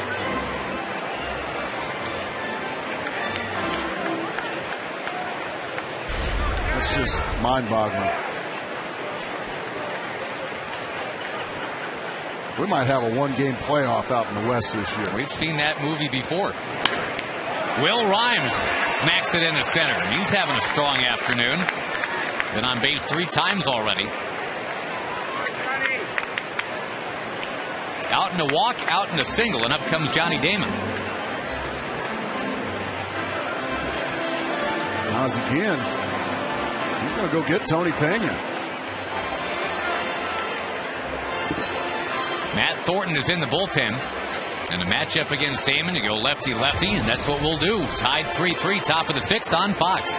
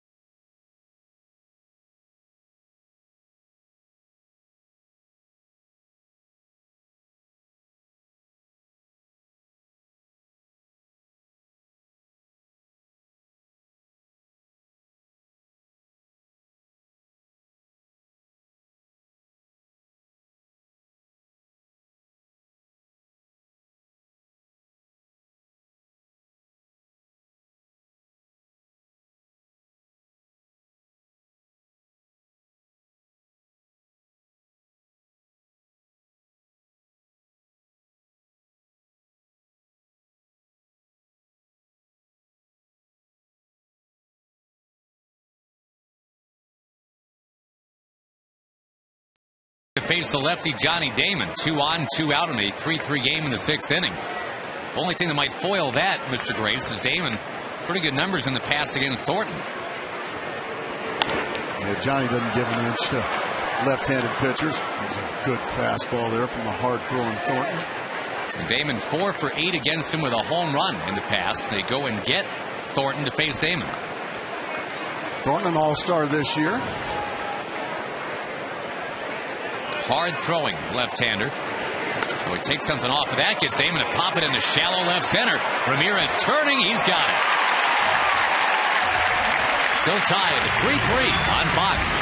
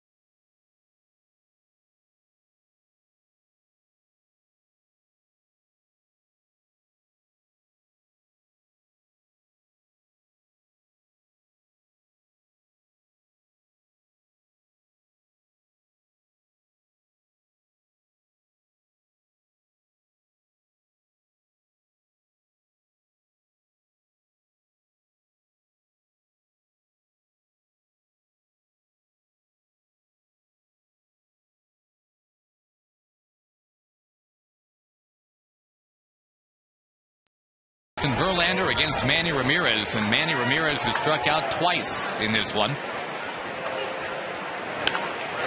Line shot, 1 out. Was not about to strike out again. Justin Verlander probably needed something like that.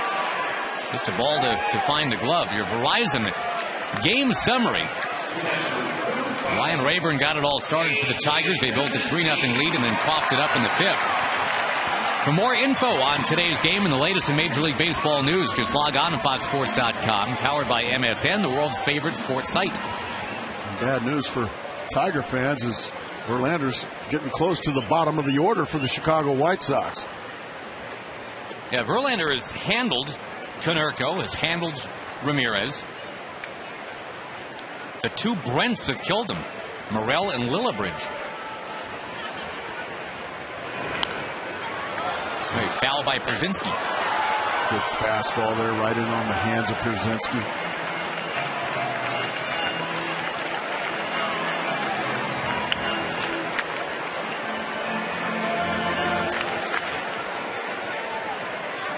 Mentioned Johnny Damon earlier from Orlando, so is Przinsky. They went to the same high school, matter of fact.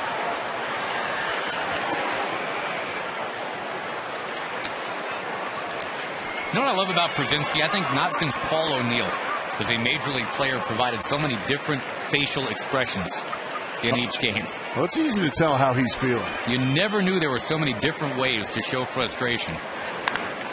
Przinsky, high drive to the track. Right at the wall. It's caught by Bosch. That's actually a mild reaction from Przinsky. He just missed giving his team the lead. He got a slider that was up and out over the plate. Went out and tried to hook it. And just came up a couple of feet short. He's not sure. Did I get enough of it? And the answer was, unfortunately for him, no.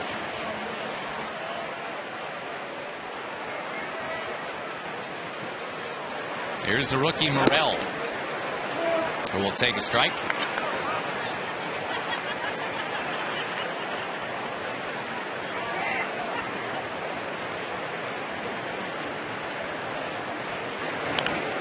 Celebrating Nancy Faust at the ballpark today. As we should. Bobbleheads were given out to the first 10,000 fans, and the longtime popular White Sox organist is bidding, well, na-na, hey-hey, goodbye. We'll chat with Nancy soon.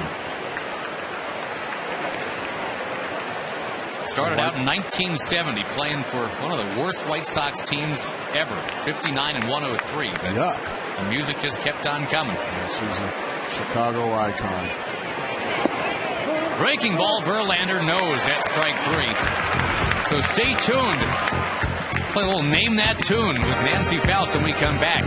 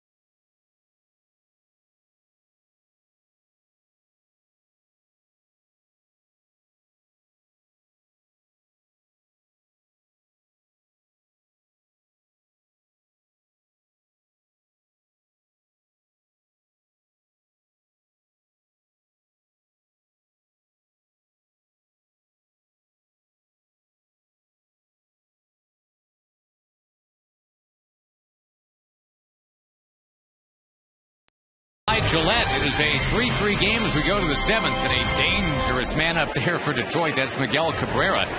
Held in check today, 0 for 3. In fact, has not hit the ball out of the infield yet today. And when you throw as hard as Thornton does in the high 90s, you drop a first pitch breaking ball for a strike. That'll mess up even a hitter like Cabrera.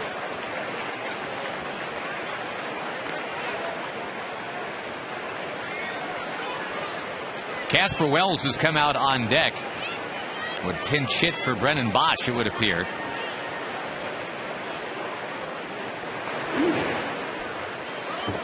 You know what Nancy Faust is thinking for Casper Wells, right? I mean, that's almost a no-brainer. I have a feeling some kind of a friendly ghost ditty's going to come up. Friendliest ghost you know. We'll talk with Nancy in just a little bit. This is her, her swan song. These last couple weeks now, 41 years at the organ for the White Sox. Between innings, she was entertaining the folks here with a tune by the Doors, Love Her Madly. I don't think Ray Manzarek can do it any better. Well, it's appropriate because they do. They love her madly here. They have for a long time. Deflected. Cabrera down the line, and he is out at first base. What a recovery by Alexei Ramirez, helping out Matt Thornton. Ball's lined back up the box. It goes off the glove of Thornton, and then all in one motion. Just a beautiful play to get Cabrera by a step. Ramirez having himself a nice ball game. Casper Wells will bat, and we get a chance during this at bat to introduce you to the great Nancy Faust. And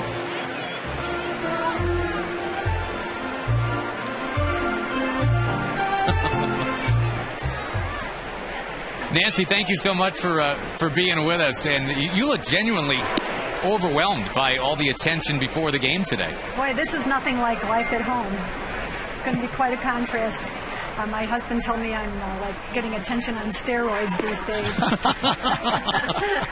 Well, you are now the longest tenured organist, because in St. Louis, Ernie Hayes hung it up at 40 years. Here at 41, Eddie Layton played for about 31 years at Old Yankee Stadium. Oh, you've been doing your homework. You must take a measure of pride in that, I would think. Never did I imagine, actually, I'd be here. I'd still be around at this age, but it's so hard to leave and so hard to say goodbye. These fans have become extended family. It's been wonderful at this park, particularly because the original owner that hired the first organist, Bill Beck, placed the organist out with the fans. And I've benefited from that, truly, because I've been able to cross paths and be touched by so many fans' lives over the generations. How many people poke their head in and offer opinions or get a request going or something? Actually, that is where I get my best ideas. Just a minute.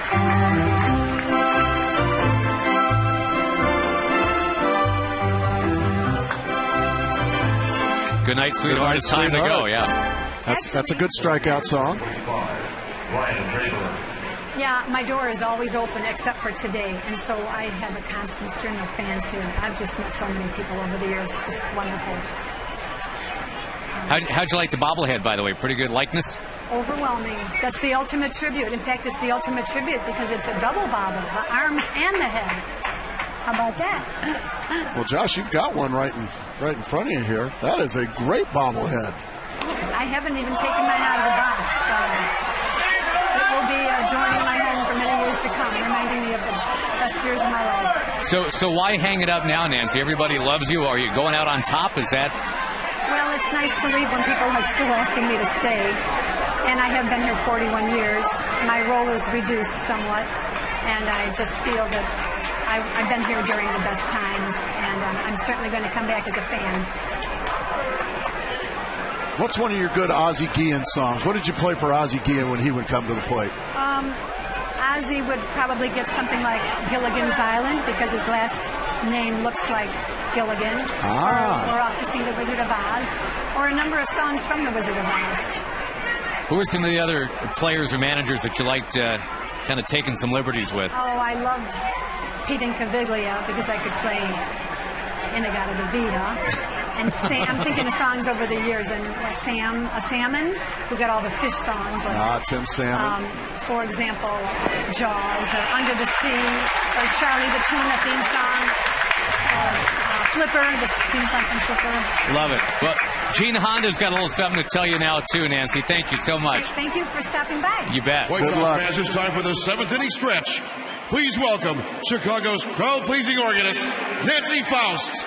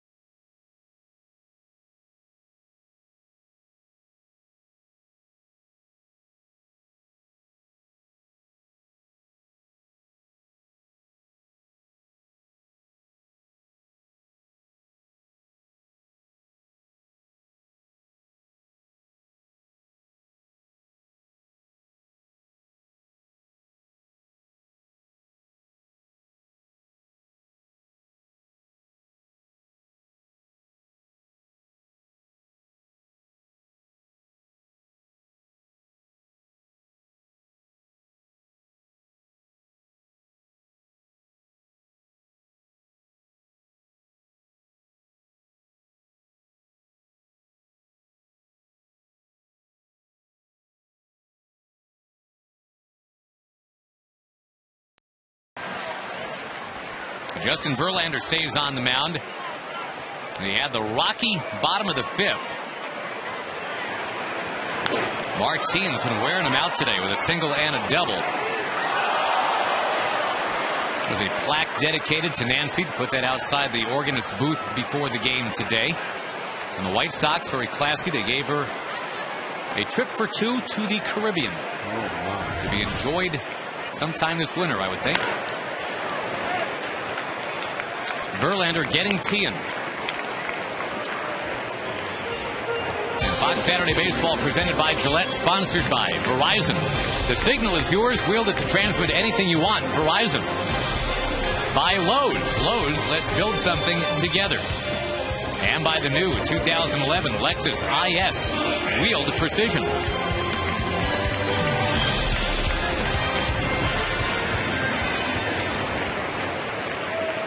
Brent Lillibridge will bat. Tigers out hitting the White Sox 9-6. Another ground ball to second. So whatever the heck happened to Justin Verlander, it stopped. That one inning, that just little hiccup. It was more than a hiccup. It was a field goal. Yeah, they put the 3 on the board, and since then, 6 straight retired. Back to easy outs. And the pitch count is reasonable right now, low 90s. Especially for him, he's been known to go into the 120s, even 130s. Kind of LeBron Hernandez. Yeah. He wouldn't have it any other way. Yeah, LeBron Hernandez, if he doesn't go 140 pitches, he just finishes and goes out to the bullpen. Well, last year, Verlander threw 300 pitches more than anyone else in baseball. Only major leaguer to log 240 innings a year ago. That's another big change in baseball, isn't it? Verlander was at exactly 240. Only man to get there. 30 years ago, Gracie, Dick Drago of the Royals also pitched exactly 240 innings. That put him 29th in the majors that year. That put Verlander number 1. Well, there's so much money invested in these valuable right and left arms of these pitchers that they just go ahead and get a left-handed or right-handed specialist out there from about the 6th inning on. All second base that inning. Will Rhymes making 3 plays to keep this game tied 3-3.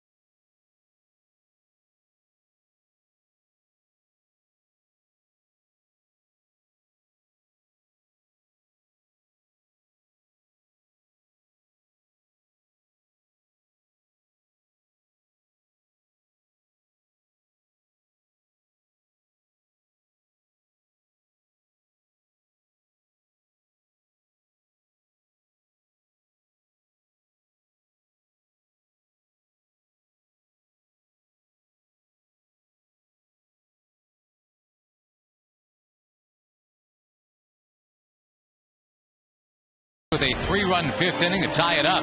Santos with 2 wins, one of those against the Tigers. Again, the Twins have already won their game today. The magic number for them to clinch is 6 in the AL Central. Hard throwing Sergio Santos, former shortstop. Just didn't hit enough as a shortstop, so that'll turn you right into a pitcher if you got a good arm. Starts out at 95 for Peralta.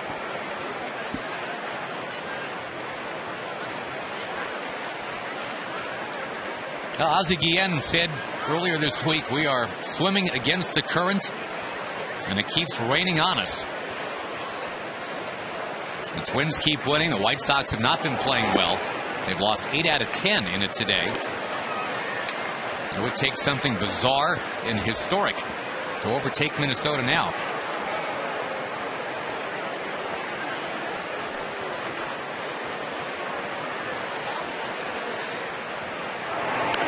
Check swing foul. Minus 6 miles an hour right in on the hands. Just ate Peralta up with that one.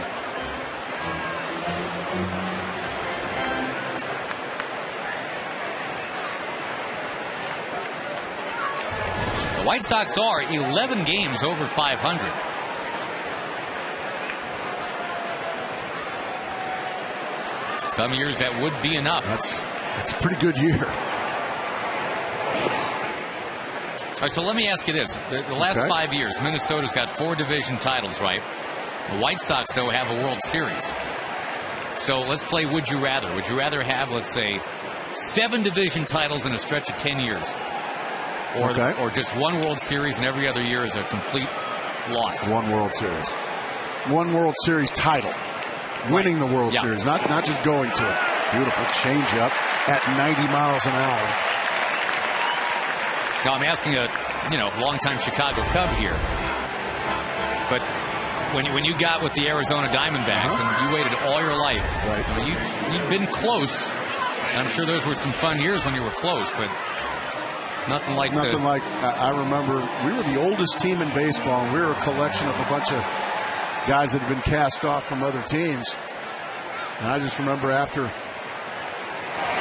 Luis Gonzalez hit a game-winning base hit off of Mariano Rivera, I remember 25 grown men out there bawling.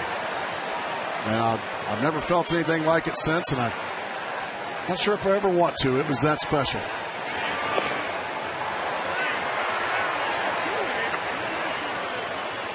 Well, the White Sox didn't have quite the drama when they won it. It was a 4-game sweep of the Houston Astros. That game 4, though, was compelling, a 1-0 win. Some great defense in that game.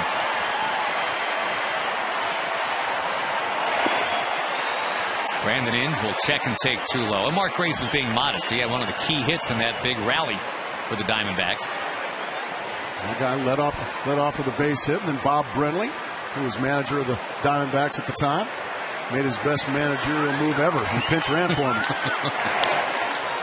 Fly ball to right field from Inge.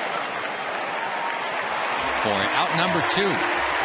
Tomorrow on Fox NFL Sunday, the Bears heading to Dallas, taking on a Cowboys team looking for their first win. Or you might see the Eagles and the Lions. Michael Vick back in the fold. Coverage begins tomorrow at noon Eastern, 9 a.m. Pacific with the Ford Fox NFL pregame show brought to you by the all-new Ford Edge Drive One. Check local listings for the games in your area. Miles Austin had a big week 1. Matt Forte was huge. Put that on your fantasy team and smoke it. Matt Forte is back. Big time. So he's still talking about the Detroit touchdown that wasn't. What would it be without a little controversy week 1? And only fitting that it, unfortunately, it happened to the Lions. There's a base hit for Avila on base 3 times in a row from that number 9 spot in the order. Austin Jackson will come up. Anytime you can turn the lineup over with an opportunity to get the 300 hitters up, Avila's going to leave for a pinch runner. The other catcher, a little faster, Gerald Laird. I was going to say, Gerald Laird, aren't you supposed to put a fast guy into pinch run? Laird is deceptively fast. I mean, that's like sending me out there to pinch run for somebody. Big St. Louis Rams fan, by the way, and admits to it, Gerald Laird. They got the Raiders tomorrow. Something's got to give.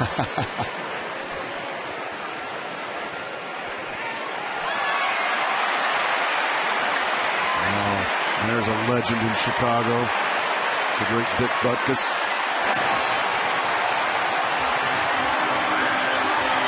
And the guy at the plate, Mr. Jackson, from football crazy North Texas, from Denton Ryan High School.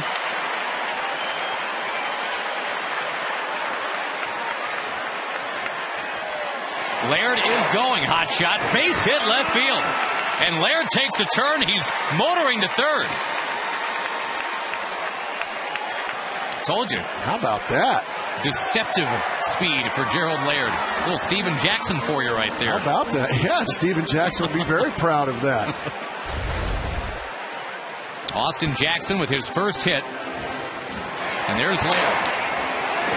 And even though the base hits to left, he just never stops. Motors on into second base. We're going to have a pitching change as Aussie Guillen's coming out to remove Sergio Santos. 3-3 tie. We'll be right back.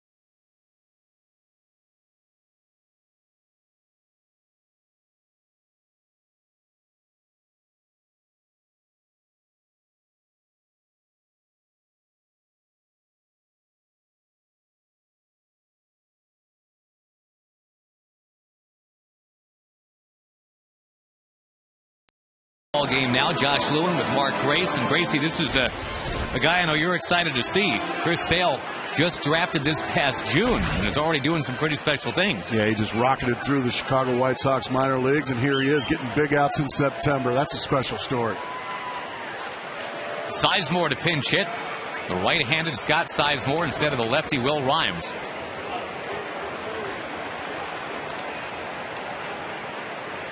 Not a whole lot to him. A lot of arms and legs, and a lot of fastball as well.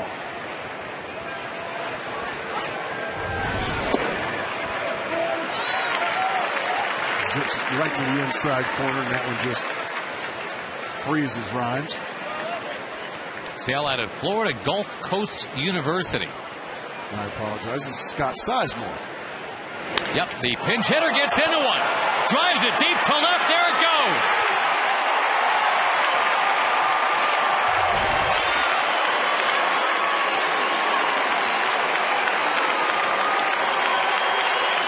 I guess I didn't need to correct myself, Josh, because Scott Sizemore just introduced himself to White Sox fans.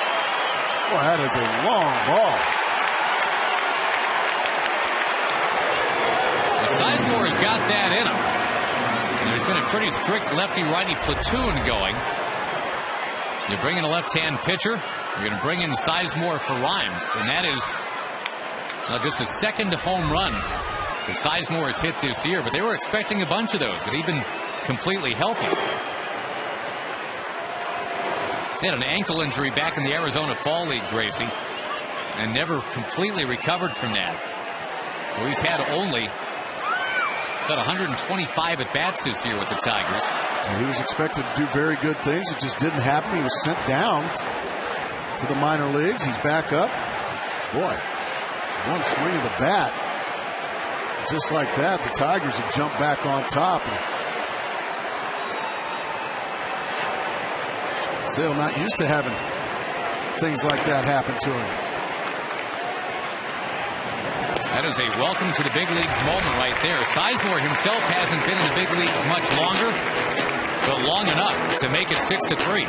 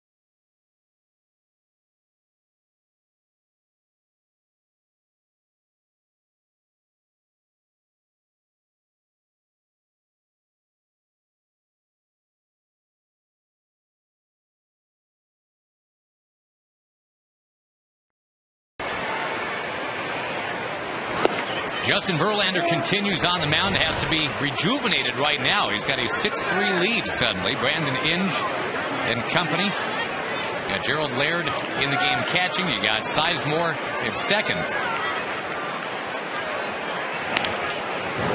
I'm going to say Inge was creeping in on Ramirez right there, making sure he wasn't going to bunt his way on to start something.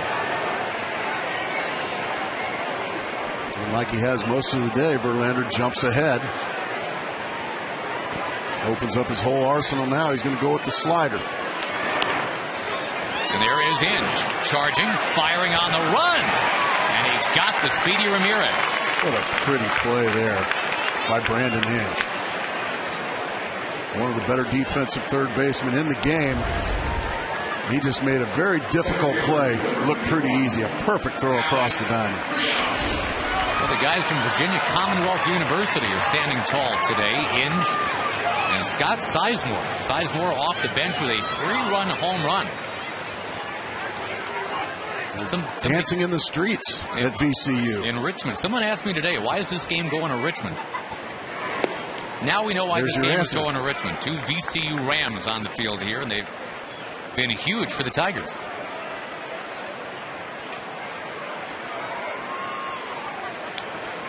One strike pitch to Rios. He is in there for strike 2. 0-2 again.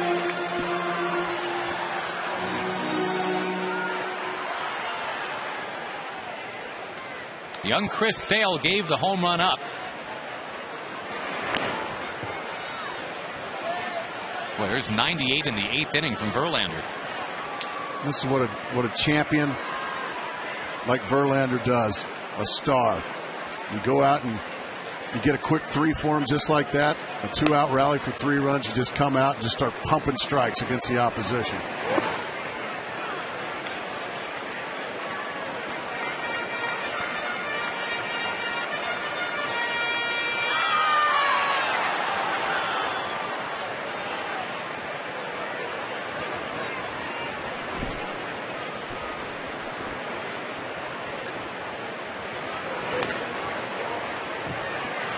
After Rios, it's Konerko and Manny Ramirez.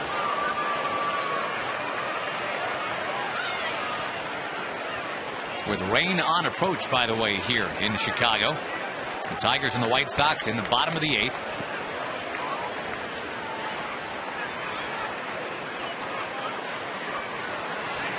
Got him.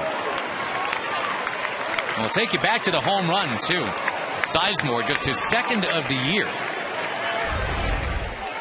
97-mile-an-hour fastball. Look at the head. Stay right on it. He goes down and drives it. That'll upset any pitcher. Look how he swings through it, not to it. He swings all the way through it. Just a perfect, powerful swing there. Like that. Through it, not to it. That's it. Swing through it. Paul Konerko's at the point now. He's having some words with Larry Vanover. He thought that ball was outside, and I think he's got a pretty good argument. It looked to me like it was out there. Konerko's saying, man, I'm having trouble enough with this guy if you're going to make me swing at this.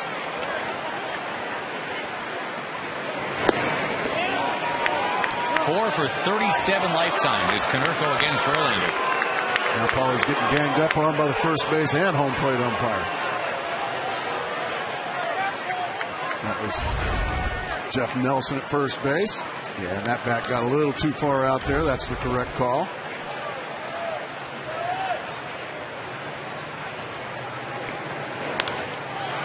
Attacks that one. It goes out of play. Now, Minnesota Twins could be the beneficiaries of a Scott Sizemore 3-run homer. Got that magic number possibly down to 5 now, if the White Sox cannot rally.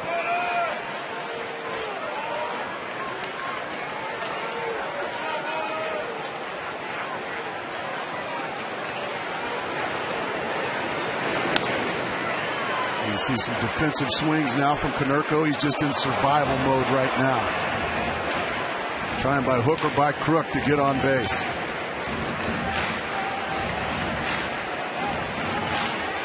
Got a chance for his 9th strikeout of the afternoon here. Creeping up on 200.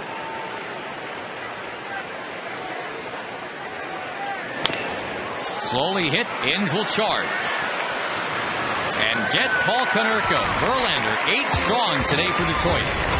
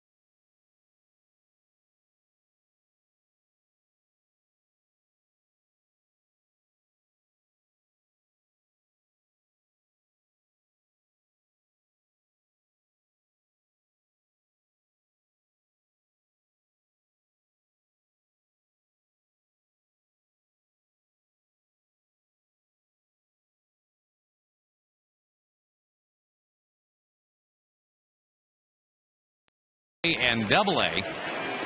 And all he's got to do is face Miguel Cabrera. You pitch now. That is jumping into the deep end here. And probably a little bit of a grumpy Miguel Cabrera.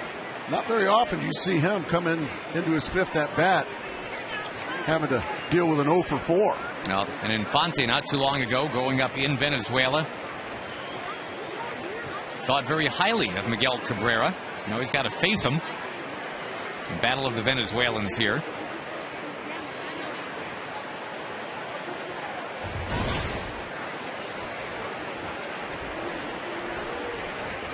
Wind picking up. A 6-3 lead for Detroit right now. The big blow, the 3-run pinch hit homer. Scott Sizemore getting that done. A 3-run rally with 2 out in the 8th inning. Just the 2nd pinch hit home run for the Tigers this year.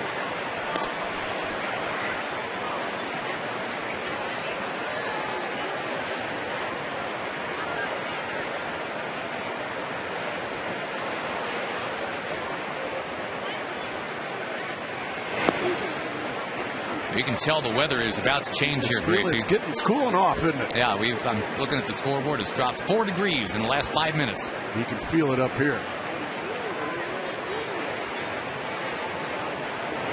Now, one thing to keep in mind, the Tigers are without their closer, Jose Valverde, today.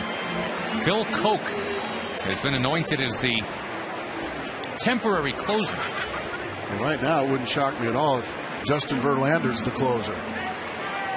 He's at 112 pitches right now. Infante.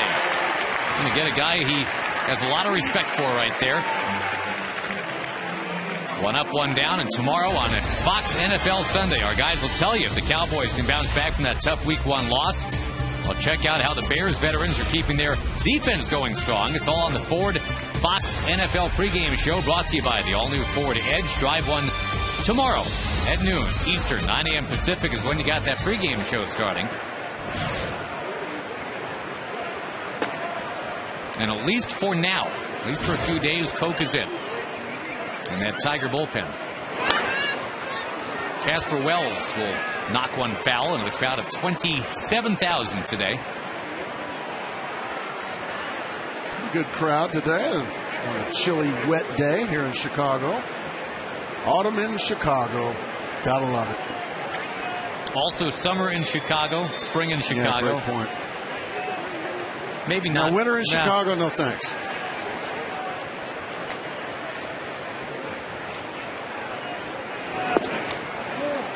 Toughens you up, though, Gracie. Anybody can go to Arizona. I had 13 years of that toughness. And you can have that toughness. Out in Arizona, though, yeah, you get some rain. Oh, but you don't have to shovel rain. So sorry about the rain. Wave and a miss. It's a nice change up there from Infante.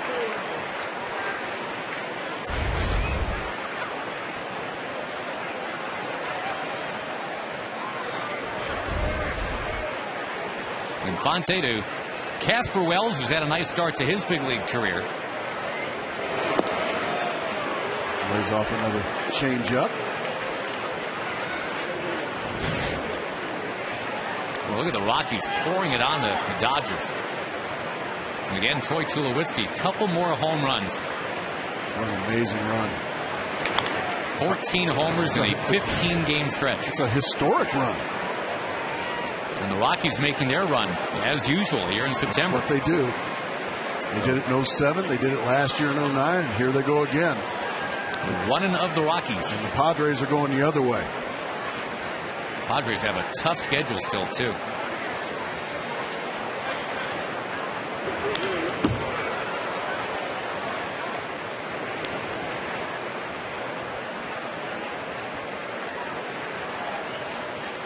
Clumped together, San Francisco, San Diego, and Colorado. The Dodgers were supposed to be in the mix, but that did not happen.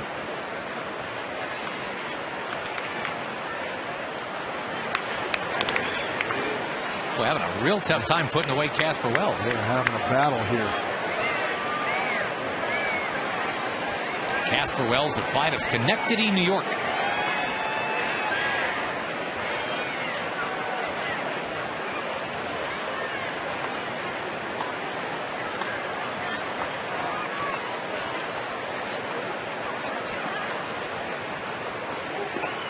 Finally, Infante wins out.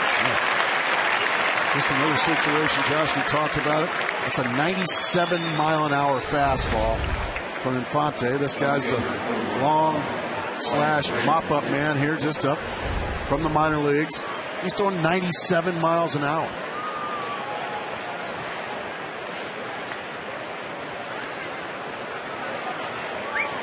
Ryan Rayburn, the 2 RBI single way back in the first. You can see why the White Sox are high on Infante. Jumped him up from Double-A.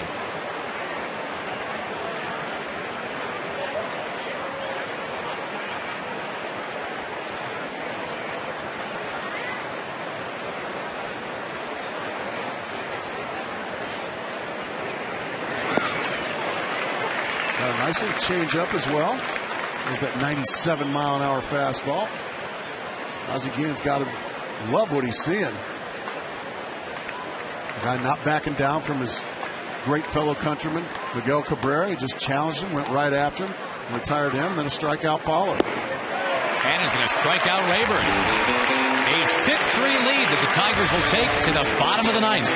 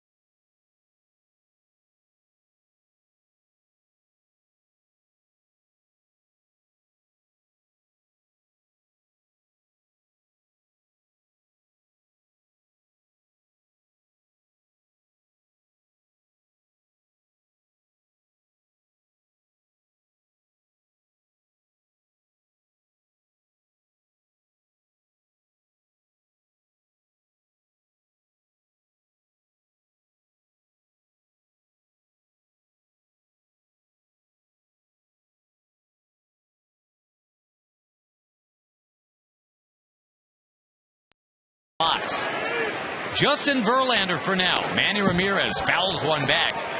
And Gracie, you were on this. Justin Verlander is not a pitch count guy. No, not at all. He's just a winner. And when you're the ace of a staff, sometimes you got to act like the ace of the staff, and that is take the baseball when you don't have your closer.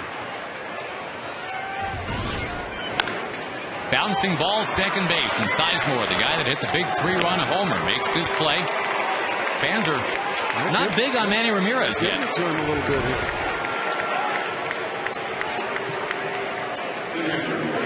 14 pitches, he's just fine if you ask me. Yeah, the last 2 games he's had before this one, Gracie, 121 and 122. Right now he's at 114.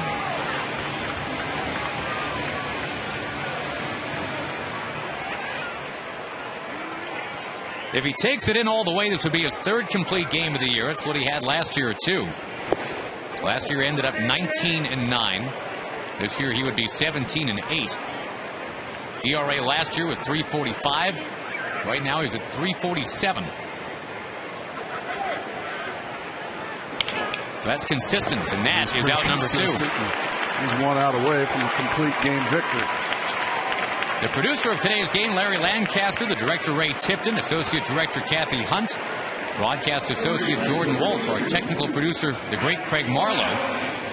Our technical director, the equally as great Rick Tugman. Pregame show produced by Don Bowie. Highlights coordinator, Janice Casaza.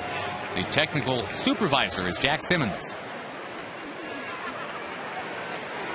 And thank you to our great crew here in Chicago. All the way around.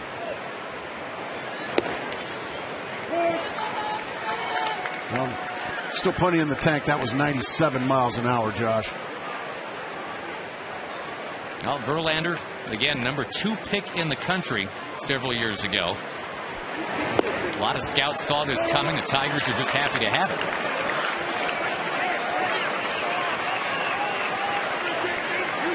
Looking at Brandon, sniffing the air, saying, "Can you smell that?" He's either smelling rain or a strikeout. Right now it's a foul ball. And we got the meat hand to Gerald Laird.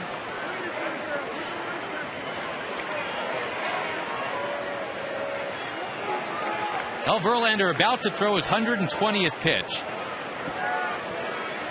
He'll be in the 120s now. 4 of his last 5 starts. There's not a lot of other pitchers that can say something like that. Kind of a strange outing for Verlander, wouldn't you say? 1 bad inning. 8 absolute dominant innings, and then just 1 3-run inning.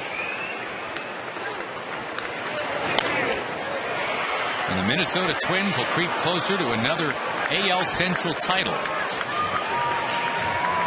If the White Sox don't get this done right now, they'll be 10 games out.